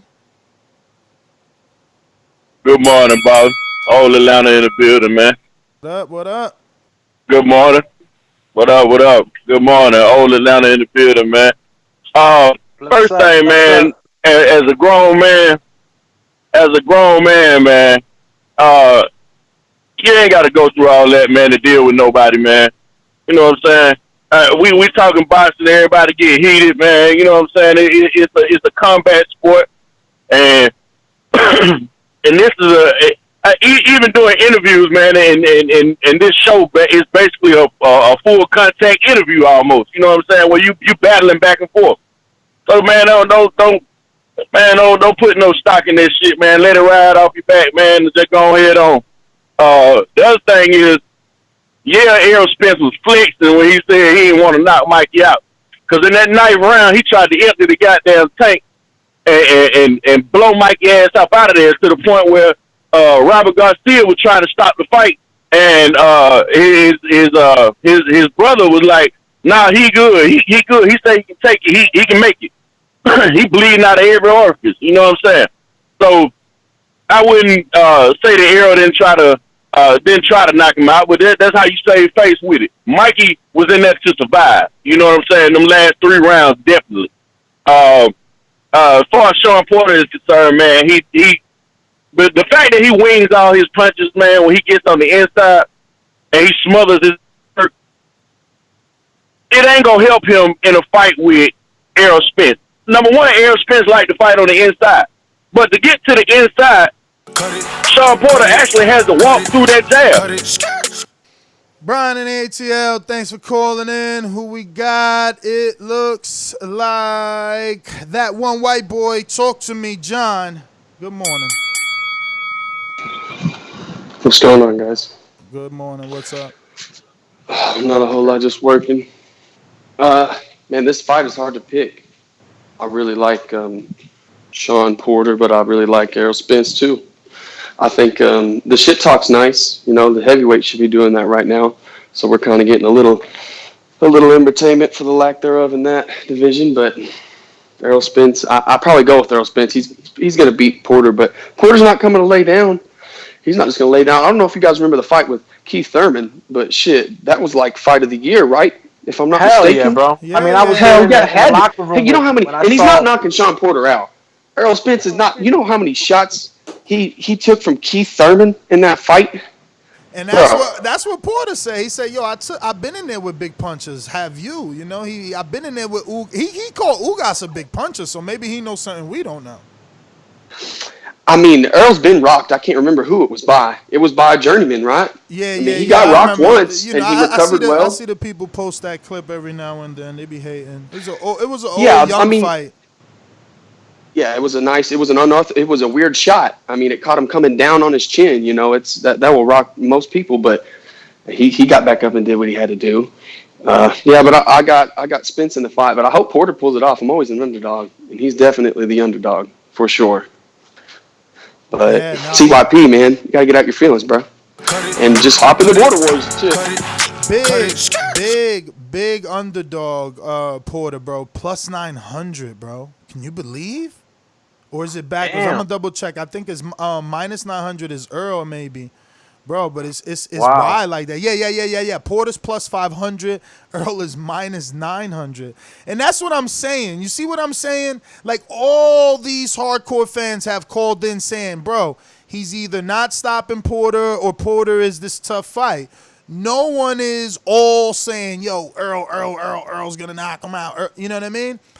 And the betting odds didn't dictate that. The betting odds, not dictate, indicate that they were closer. It was something like a minus 480 and a plus like 280 or something like that. It was like way close. This is very wide. Ruin a 504. Talk to me. Hey there, what's going on today, fellas? What's happening? What up, champ? It was good to see this from Errol. I mean, we've kind of been asking the same of AJ, and recently they've been giving it to us. So these guys are trying to sell a fight now. So that face-to-face was actually very entertaining, and I liked it. But just to comment on CYP, was he the guy yesterday that was trying to justify his resume as a personal trainer, or was that another caller? No, that was him. Okay, so he was kind of in his feelings too yesterday as well. I mean, saying I train pitchers, I train boxers, all this stuff. I mean, everybody has their moments, but it's just kind of ironic that he's trying to get on the soapbox today, where yesterday he was like falling apart, just trying to prove to us that he does something for a living. So, I mean, it's the pot calling the kettle black here, clearly. But that's my call. All right, Roy, thanks for calling in. Who we got? Yo, man. There's a lot of callers today. Yo, I thought I was going to make it to the gym. You know how fat I am? I'm fat. Bro. Don't even tell them what I texted you yesterday. That's a true number. God. That's a true number. And I blame this all on you. I'm telling you. Yo, I got to get in there too. Rolly, man, you Bro. lucky I ain't trained, man. That is sad, yo. I can't believe I'm that high again, bro. You Andy Ruiz style right now. Right now I'm Ruiz. Let me see. We got Checkmate Boxing. What up, champ? Yo, what's going on? That's what's up, fellas. Hey, I said it before. I'm gonna say it again. I just think you guys, when it comes to Errol Spence and the Mikey Garcia, understand Mikey Garcia was number 5 pound for pound. When Manny Pacquiao jumped up 2 weight classes to fight Oscar, no one said anything. You know what I mean? There's people who do that. And the funny thing is, that little midget Rigo jumped up 2 classes to fight Loma, and they made Loma number 1 off that bullshit. So you got to understand, Errol Spence showed us something he never. I thought he was a one-trick pony. I thought he was a bulldozer. He showed us new range, new boxing skills, and yes, they could have stopped it. And you know what? There's been plenty of fighters who felt sorry for fighters. Larry Holmes had tried to brave the West. Come on, ref, please stop this. Roy Jones Jr. said, come on, ref, please stop this. So, no, I didn't see Earl going for the kill. I saw him boxing slick, stand out of range, and just hitting him with the jabs, hitting him with the 1-2 in the straights. You know what I mean? Mikey was on that slack, and he was in survival mode. He had the high guard. He was protecting himself. He trained for punishment. You know what I mean? So what he trained for, Earl did not even give it to him. He wanted that inside war. So you got to give the man credit for throwing 1,080 punches. He throws more punches than Loma ever threw. Okay, and he had the most incredible boxing performance of the year. Y'all wanted the knockout. You're disappointed. Earl is not a one-punch artist knockout. He's a person. Cut it. I personally wasn't disappointed. I was just disappointed in what he said recently, saying that he wasn't trying to knock him out, that he wanted to show people your boxing skills. I mean, look, man, maybe he had a lot of pressure to knock him out, and that's what came out of his mouth. But I wasn't disappointed with Earl's performance. Look, you're not going to knock everybody out. He was just supposed to knock Mikey out because he was coming up from a lower weight class. But listen, bro. You know, look, again, it's the same thing.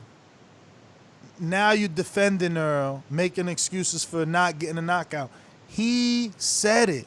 It's on audio. I am disappointed I didn't get the knockout. You can't come back now 3 months later and say, I wasn't trying to get the knockout. Now you got Checkmate over here calling in, trying to defend it. He didn't get it. The man wanted it.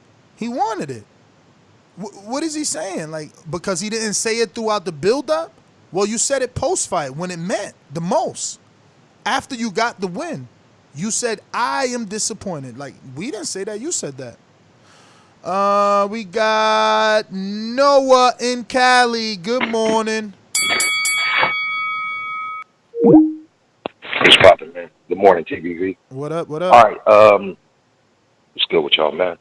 Normally, I just been listening lately, man. I don't even call it like that. Switched up my schedule. But, all right, well, PYT, man, you got to understand. You from California, right? No problem, man. I love y'all, man. PYT from California, right? Yeah, CYP, yeah, he from LA, I think. Yeah, okay, cool. All right, yeah.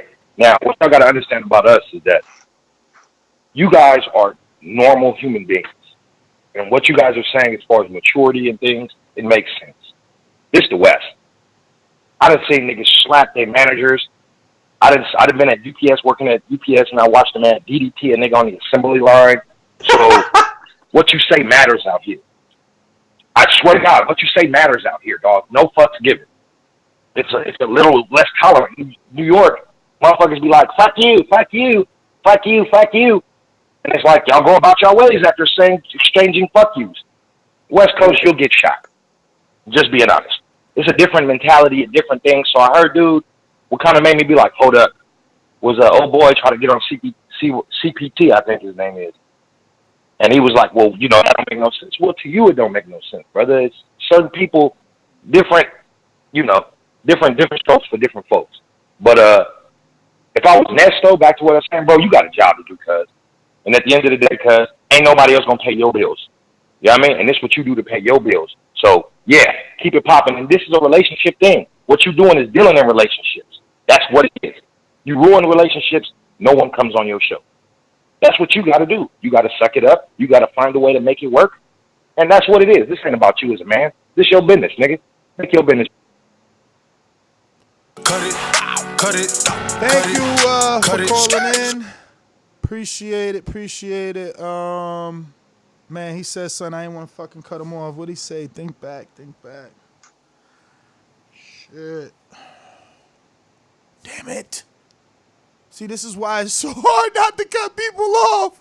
I'm telling you, man. And when I cut people off, they think I'm doing it on purpose. This is a fight right here, not to do it. It's like, yo, you ever seen, I'm old, man. So you ever seen girls playing double dutch back in the day? That's how I be when they talking. I'm like, waiting to jump in the double dutch because it's like, I'm dying. And it's the timing, man. You might forget your timing. Dog, and if you don't jump in at the right time, you miss your time. And look, I can't. I'm sitting here trying to basically stall to see if it pops back up. You know how that short term memory Was it is. something in reference to what the caller was saying? Yeah, definitely. But whatever. Hopefully it Yeah, comes no, back.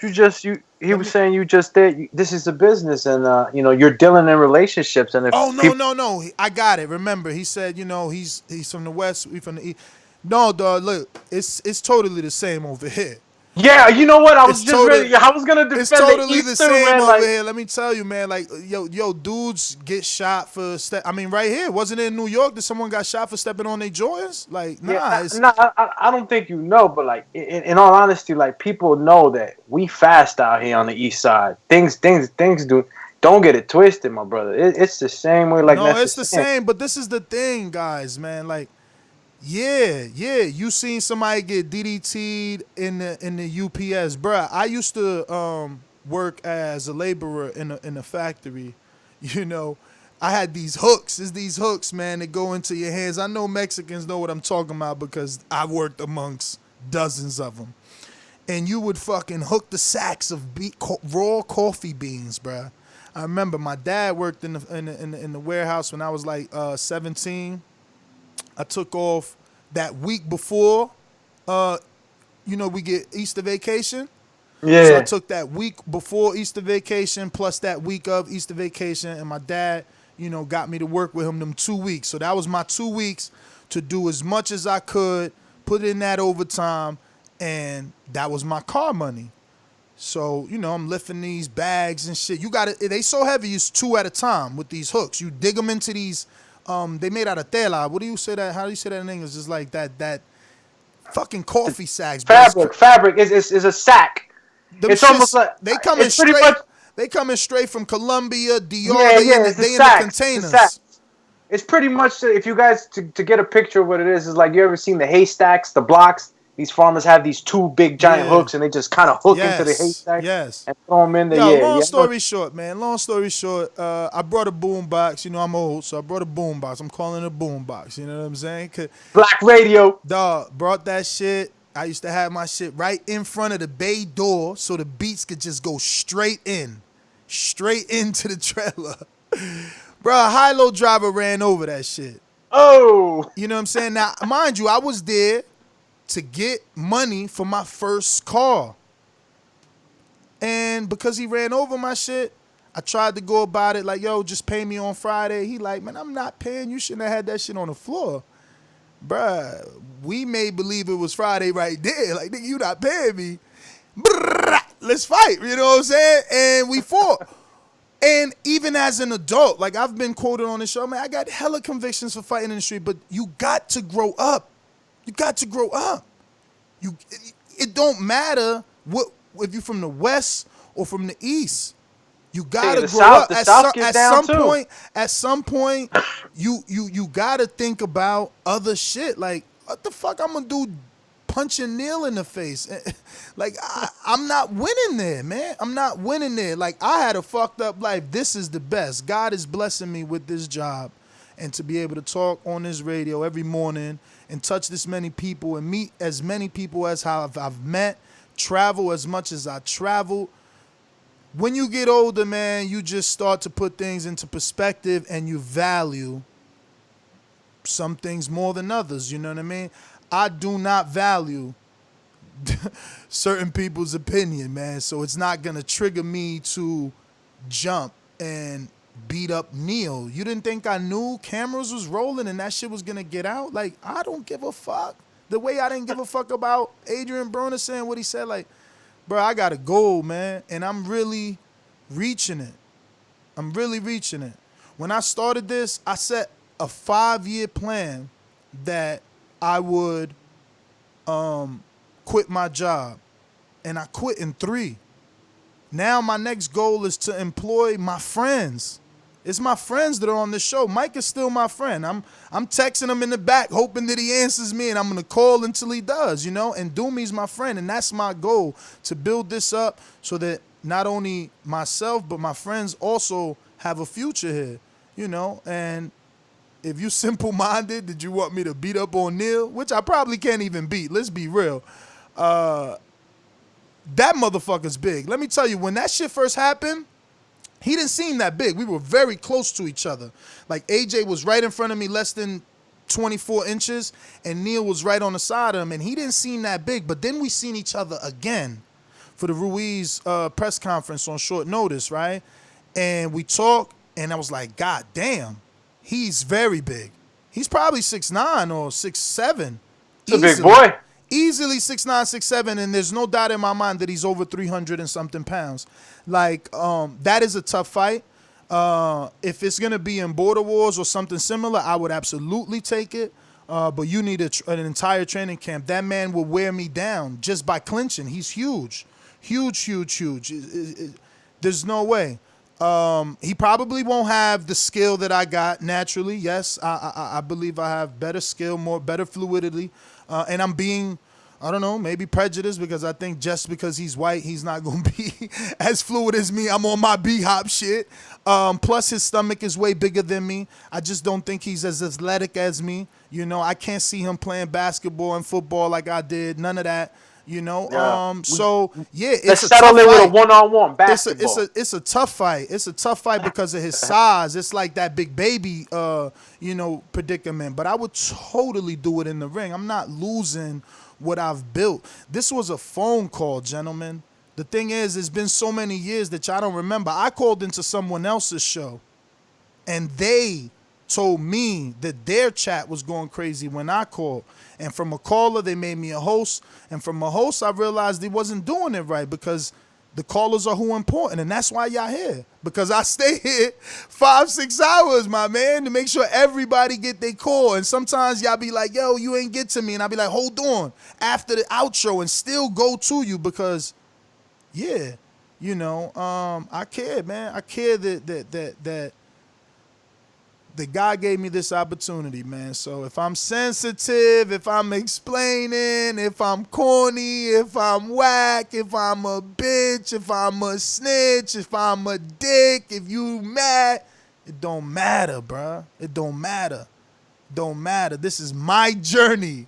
Like AJ telling y'all, this is my journey. And when you been, like, I'm telling you, man, I've been to lows, man. So this is an all-time high. This is an all-time high, you know? I got kids in college now. Never would have thought it. My son is in college. Dormant. Nah, man. Nah. I'm fucking very proud of what I've been able to do, man. Very proud of the audience that we've been able to build. The community.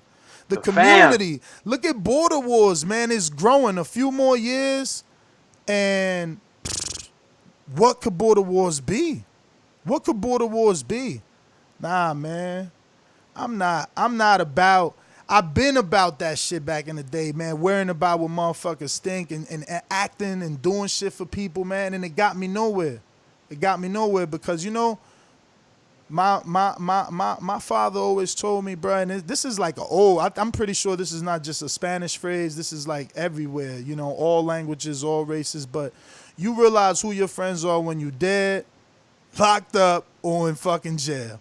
When you dead, you in fucking the hospital or in jail. That's it. And you ain't gonna realize it when you dead. It's just gonna be everybody else dead at your wake and at your funeral. You know what I mean? So I done been in them situations, man, and I learned from that, and I'm just trying to grow and grow this brand and this platform. You heard? R.I.P. to my uncle Kike, man. He used to say, Los leones están en el panteón. What does that mean? He said, the lions are in the cemetery, son. Can't always be the lion acting like, oh, you want to roar every... Nah, man. The lions are in the cemetery, bro. Fuck all that. For real, man. For real, but you gotta take everyone's opinion, and you never know. Sometimes it applies. We got some callers. I know about to chew my head off. No, I apologize. What up? How long you been waiting there now? Man, look, we ain't really get into all that, you hear me? That's all good, you dig? Good. You know what I'm saying? But Yeah, I've been on for a little while, but I'm kind of late too.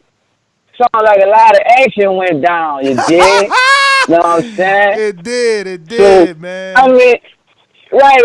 I mean, I can hear the energy and shit. You dig? I'm like, it must be popping off this morning. You dig? So, I mean, I know I'm kind of late. You dig? But I mean. Like you already know how I felt about that water shit and all that. We gonna leave that where it's at. If I'd have been with you, you dig, I'd have took the charge, you heard me? But you know what I'm saying? You got a job to do, dog, and all that. But you know, some of the callers, you know, other people came to me with like, you dig, like that was almost like a nigga spit on a nigga. But I'm like, I mean, he wasn't the only one that got wet that day, let's be honest. So then nobody jump over that motherfucker. So we gotta call the spade a spade. You feel me? But like I was saying, bro, that motherfucker, he did apologize when you told to him next time, right?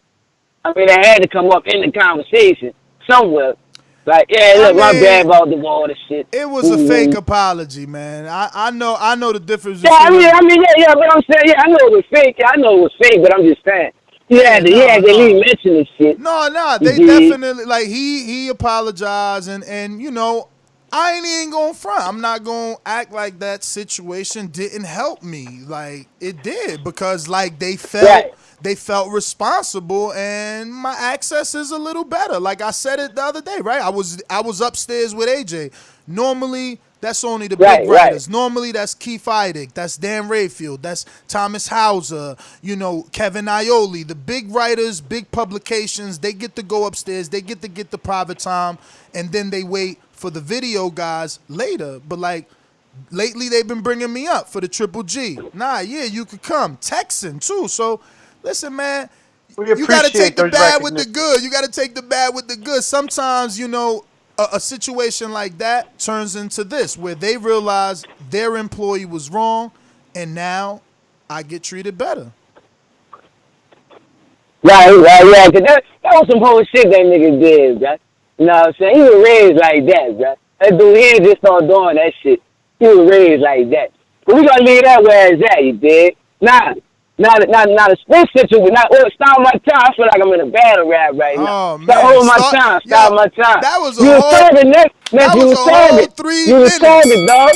Yo. All right, well, I'm a boomerang, man. I'm back to back. I'm boomerang, you dig? You was talking for a second.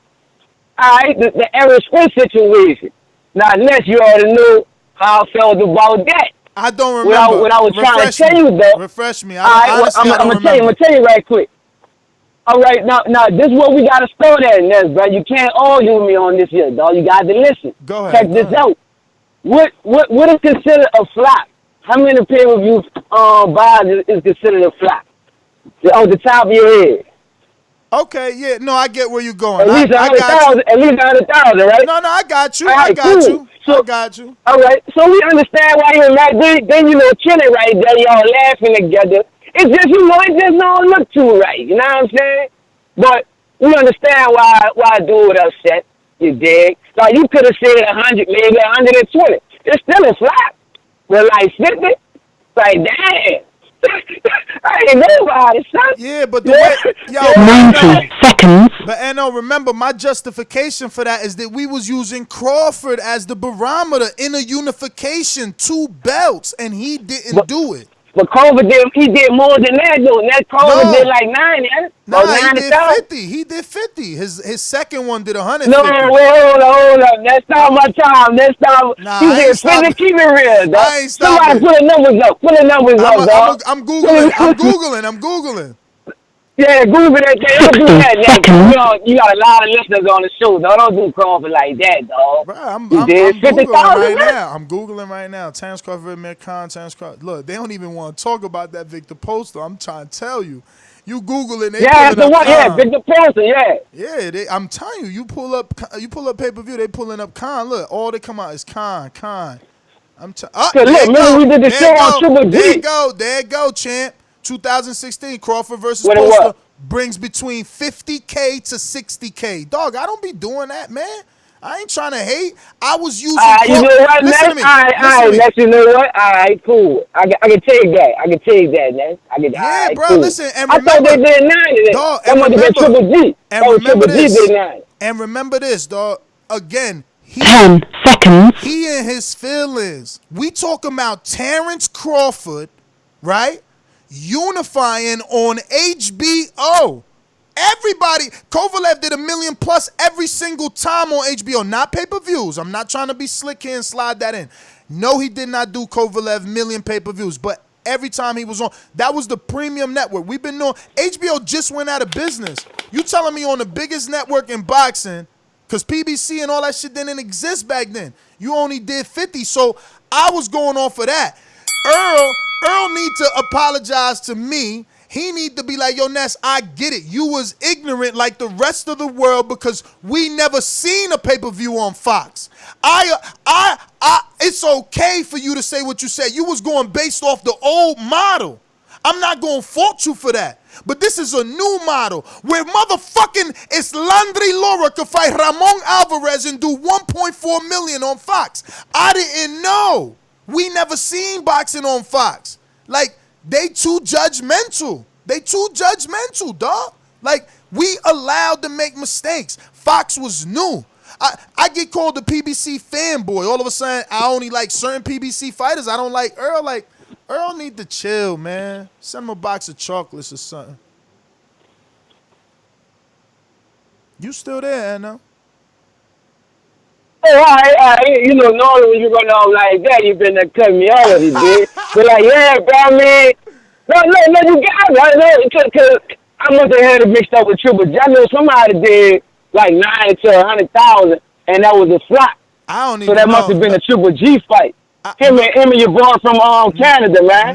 Him and the guy from Canada. Nah.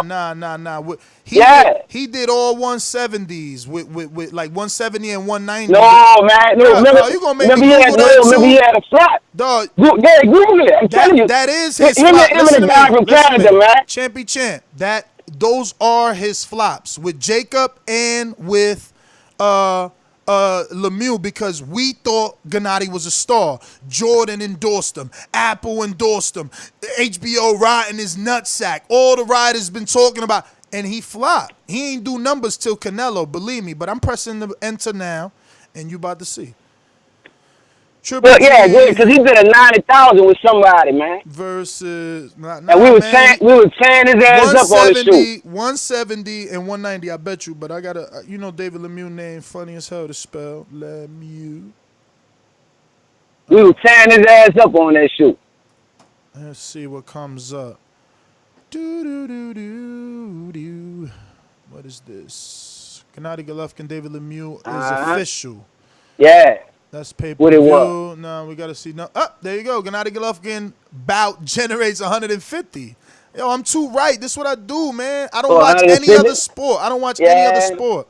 My brain only has filing cabinets for boxing. And yes, every now and then I make a mistake and say things like Pascal beat fucking Frotch. It was backwards. So what? I'm allowed to make a mistake. NL, I'm out. Peace.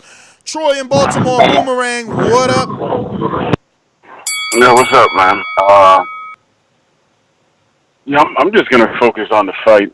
I'm looking forward to this fight because I don't recall a fight that has ever pushed Errol Spence to fight at a pace that he didn't dictate, and I believe Porter's gonna do that. I believe he's gonna push the pace, make him fight a little faster than he really wants to. Because I really believe that Errol is a very talented brother, but he's killing himself to make that weight. And if you push him, then you can wear him out, and we'll see what happens as the fight goes on. And also with Porter, it could either be very ugly, or he could fight you the same way he fought Alexander. So Porter can actually box, and he can take a good punch, as we see, but. With fights like this, what draws me to him is that I get to ask questions. It's not that you can look at the fight and say, okay, this guy's definitely going to win. No, as a fan, it makes you ask questions. And that's what makes this fight so good. So, yeah. So, and also, just real quick, Nesta Gibbs. Nesta. You rang. Right. What As I movie was stated to you that? yesterday, I forgot what movie was Family that. I Matters, don't. right? That Adam's Family. That was Adam's Family. Okay. But We old, Troy. yeah, listen. I got a thought for you, man, because you said I was avoiding you and using my thing as an excuse. Why don't we get some kids together, man? You get some kids from where you at. I get some kids over here on my side, train them up, and then you come out to be more with your kids, and we go from there and see which kids wins. You know, whoever wins, let's say whoever wins, we take the kids out to eat or whatever and go from there. Because there's no way that I'm getting in the ring with anybody. Let's be very honest. I'm not stupid at this point in my life. You want to do that? You'll play the general on this bout. I don't know, man. Huh? I don't know. I don't got no kids. Why not? I don't got no kids to take. No, it's kids that come to the gym you go to, right? Nah, yeah, but yo, that gym. Listen, I'm being honest. The day gym that we can go right now, that we usually get there around 11:30, 12 o'clock. There's really no children. The only young adult that's there, he's probably gonna be turning pro, and his father's his trainer, and he's super strict, bro. And then in Doomy's Okay. You know, where are you at, Nestor? Elizabeth. Where are you at, Jersey? Yeah. Okay, I tell you what, I'm gonna send this call out since I'm on your show to any boxing program in New Jersey. I'm not ready to train nobody, man. I'm not ready to train nobody. I mean, this is a full-time job. I'm still grinding, trying to get this up. I got to do these shows I got you. You know? Champ, that's your 3, though. You heard it. But you got Boomerang, Troy. You know, if you want to come back, come back. Yeah. But, yeah, so the gym we go to at night, there's way more kids there. But, man, Doomy could tell you. You try to even teach them kids anything, they trainers be so like, yo, that's my fighter. You gotta talk to me first, and it's like, yeah. I mean, that's never happened to me because I ain't trying to teach nobody nothing. I'm not. Yeah, I tried. I was working with a kid that I actually know his father, and he's already, he already has his coaches there. But yeah, definitely got to talk to any of the coaches before you start doing anything with anybody. They're really touchy about that, even though they came off brash to me. The very next day, they not the very next day, it's not just but to you, bro. It's to everybody. Like they're very territorial with their fighters. That's just the bottom line. The territorial, like they don't want no one doing pads with them. Hey, but who knows, right, Ness? Hey, Troy, if you still want to do something like that, we could include this into the Border Wars series, where you might just have some guys around your way that want to join the Border Wars series. You train them; they can join the Border Wars. Ness, we got some guys out here always trying to join, and we just match guys up. Yeah, man. I mean, look, that's the goal. Border Wars pushing it. But I hear you. You're right. I could train somebody that's going to join Border Wars. I would love to be a trainer if I had the time, though, man. Every time in Border Wars, I always think I got the right advice. I actually gave Mike the right advice, and he started being successful in his fight. But yeah, you guys are bugging talking about necessary. I'm in the fucking ring all the time. Forget talking about. I'm dying to get spawned. How many times I say here? Why ain't none of y'all calling me? Talking about Ness. I'm in Jersey.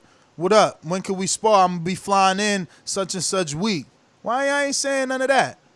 Chump asses, nigga. Hit you with these MXs. Put you on Front Street, nigga. Yo, so Jonathan Sin says, Ness, you lying. You said Crawford was a topic, but you didn't want the Mikey fight on pay-per-view. You were against it from the jump, hence why it comes off as hate. Look, I'm not going to argue with you, man. I get it. You want me to be sympathetic that his feelings were hurt because I was fighting for you. For you. You're fighting for him. I'm fighting for you. I told you that fight wasn't pay-per-view worthy, and now you want to justify because 400,000 suckers bought it that it was? Come on, champ. You knew what was going to happen. What was pay-per-view worthy about that? Oh, the fact that Mikey was Mexican and brought a fan base. I get it. And again, as the voice of the people, I'm here to tell you the truth. Come on, man. You don't want the truth, man. You an Earl fan. That's what it is, and that's cool. And yo, I seen you say, damn, I wish I could call in. Brother, you did enough super chats that you could have just became a boomeranger, you know what I mean? And been able to call in every day, 2 times a day for the whole month because you super chatted your ass off today. But we do appreciate it. I'm not saying that in a sarcastic way, condescending way.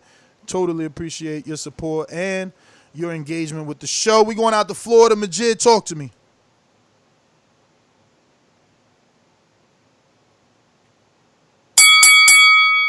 Majid, just working today, listening? Let me see, do I got this wrong? No, that's definitely Majid. He must be just working. All right, on that note, I am your host, Nesta Gibbs, Instagram and Twitter at NestGTO. Don't forget to subscribe to the YouTube channel right here at youtube.com/The Boxing Voice. Edward in Alabama, I see you there, but you ain't pressed 1. I thought you had pressed 1. But maybe I'm wrong. But all right, Randy, I ain't get you in Orlando, did I, Randy? Yeah, bro. Almost left me you. out, bro. Yo, wait a minute. Man, This ain't. can't out Doomsday's bully. Oh man, What's up? you can't use that name no more, champ. You ain't signed up to no border war. We in season 6 already. Nah, because like when y'all came down here in Florida, I was with it. When y'all came down here in Florida, I was with it, and like I wasn't working at the time. You know, I was trapping and shit, and I had the time to do it, but I never got a call. It was sign up, and we'll see if you get the fight. And it's like, come on, bro.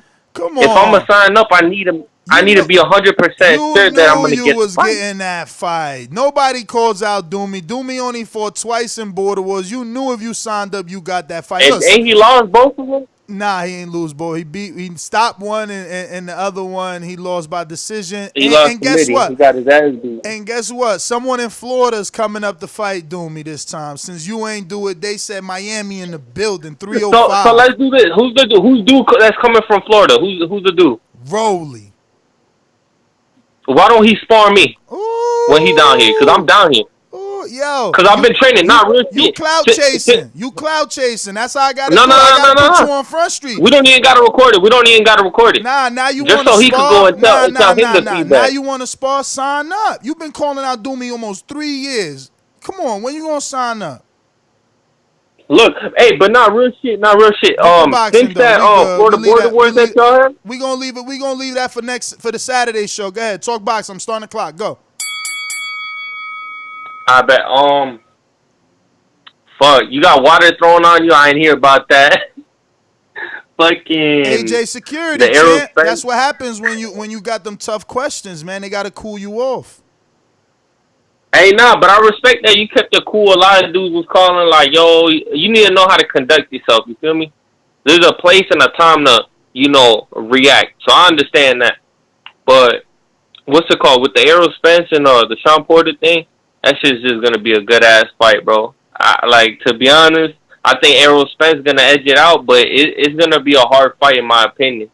Because he ain't never fought nobody like Porter who's going to just come at him. And, Porter with the little headbutts and shit, he kind of get down low and he come up real quick. So anything can happen in that fight, in my opinion. And that's it. That's my call. All right. Randy, thanks for calling in, brother. Sorry I almost missed you. Let's go out to Troy on the boomerang. Yeah, Doomy was saying something. What were you saying, man? I didn't catch all of it. About what? Hello? You were saying should add the. I said something about kids, and you said he should add it to border wars or something along that line. If you guys wanted to play that tactical generalship, you guys sending out the soldiers to battle, you can do it on border wars. You find some guys that might want to join around your area. Ness could probably find one or two guys around his area, and we could just make it a team Troy versus Team Ness.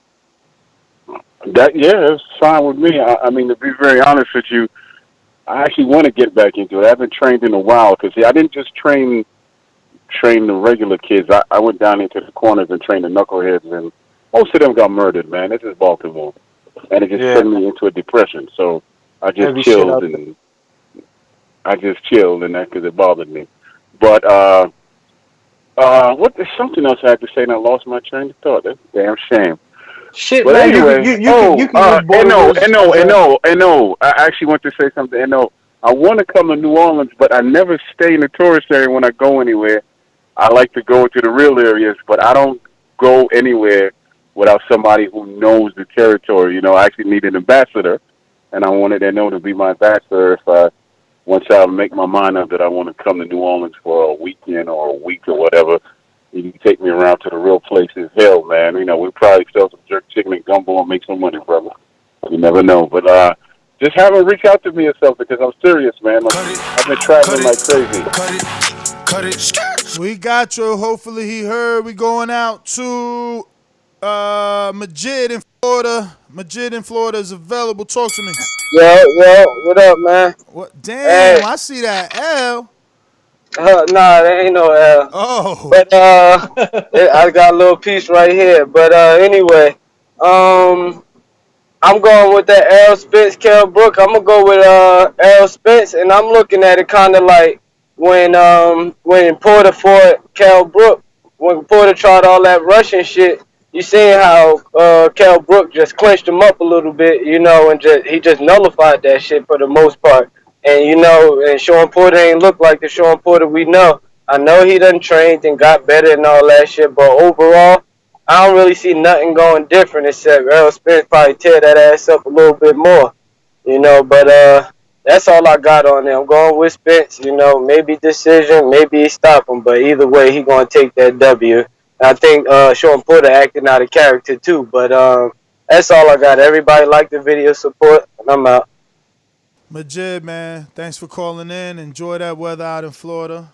Keep it safe. We're going to Cali. Damn, from good weather to good weather. I'm telling you. Mr. Info Joe. Tell the truth, yo. Tell the truth. This portion of the show we call In the Mr. Know, Info Joe. presented by my brother. Tell the truth, yo. Tell the truth. Yo, what's up, my boxing brothers? Top of the morning. Yo, hey, I predict Spence and Porter. I think it's going to be the fight of the year, though, man. I think it's going to be a very competitive fight. I do edge Spence to win the fight, but I do think it's going to be competitive, but I would not be surprised if Porter won. And as far as this boxing community, man, motherfuckers taking this shit too personal, man. Ain't none of us getting paid from these fighters. We ain't making millions of dollars. Y'all, even myself, I used to, but taking this shit too personal, man. This is TBV is the Thunderdome. We gonna battle. We gonna talk our shit. But if somebody call in and disagree with me, I don't take that shit personal. We all got opinions. If you want to go to a show where y'all all agree, this ain't the shit, man. This is the Terror Dome. We get down, we get busy. But I like all of y'all. I respect all of y'all opinions. But y'all take this shit too personal, too fucking emotional, man. I don't know what happened with Mike this morning. Mike, you a great asset, brother. I hope you come back for sure. But y'all got to get out y'all feelings, man. Y'all act like y'all being sponsored by the fighters, man. These fighters, y'all don't even know the fighters, man. And y'all damn near really ready to fight each other over the fucking fighters, man. I never got how I see two football team fans fighting in the fucking arena, finna go to jail, and all these fucking football players getting paid fucking millions. Grow the fuck up, man. Grow the fuck up. It's silly, man. You finna go to jail, and these motherfuckers finna get home, go to their mansions, and they finna shake hands with the opposite team. And Noah, I hear what you're saying. I'm from South Central LA. I went to Washington High School, the same high school Tookie went to. I'm a lot older than y'all.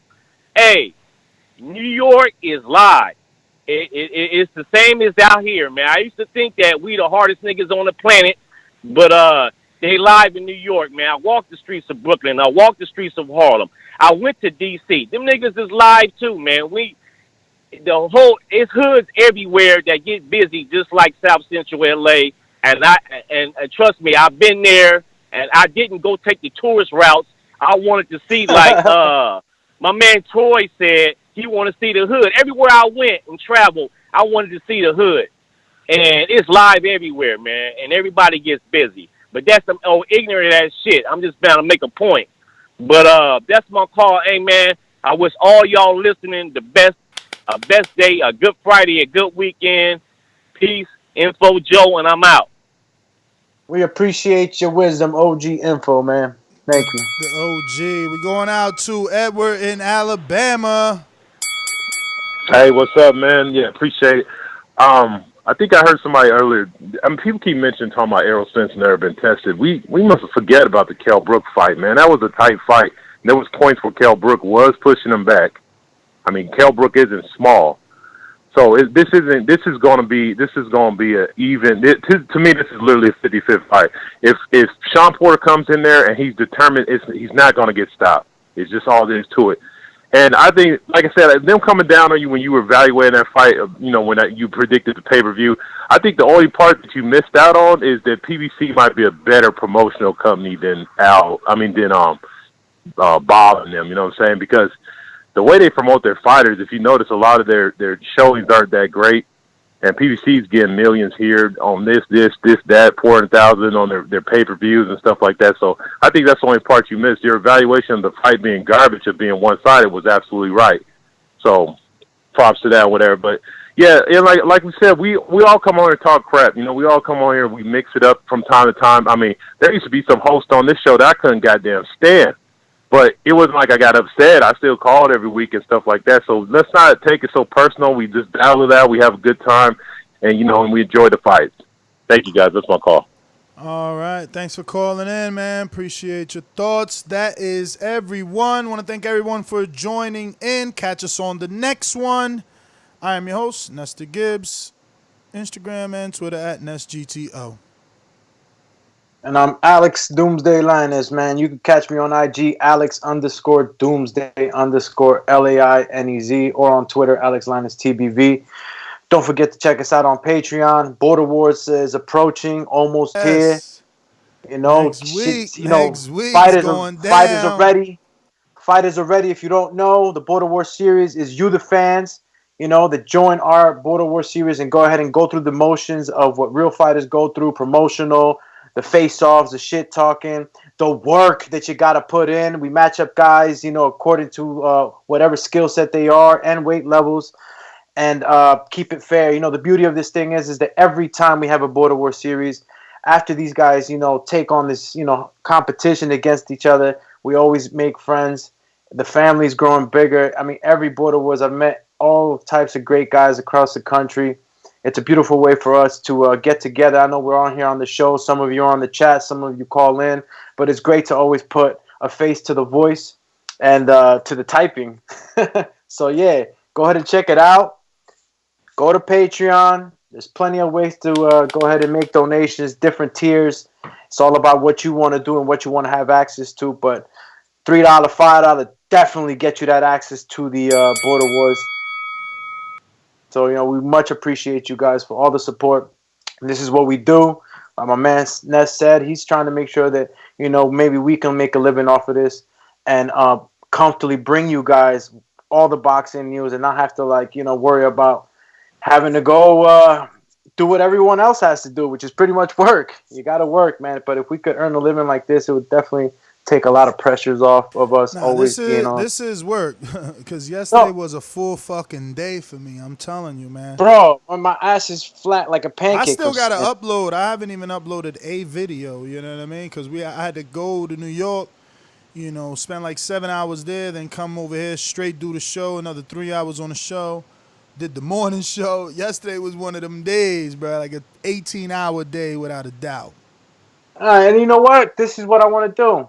I want to bring you guys the news that in a sport that we all love, and yeah, man. Hopefully this come to fruition. Gotta bring back that TBV in Espanol, man. We gotta. Oh yeah, so all my Latinos. Good thing you mentioned another audience, man. We gonna get on our Logan Paul KSI shit. We gotta track another audience, man. We gotta grow.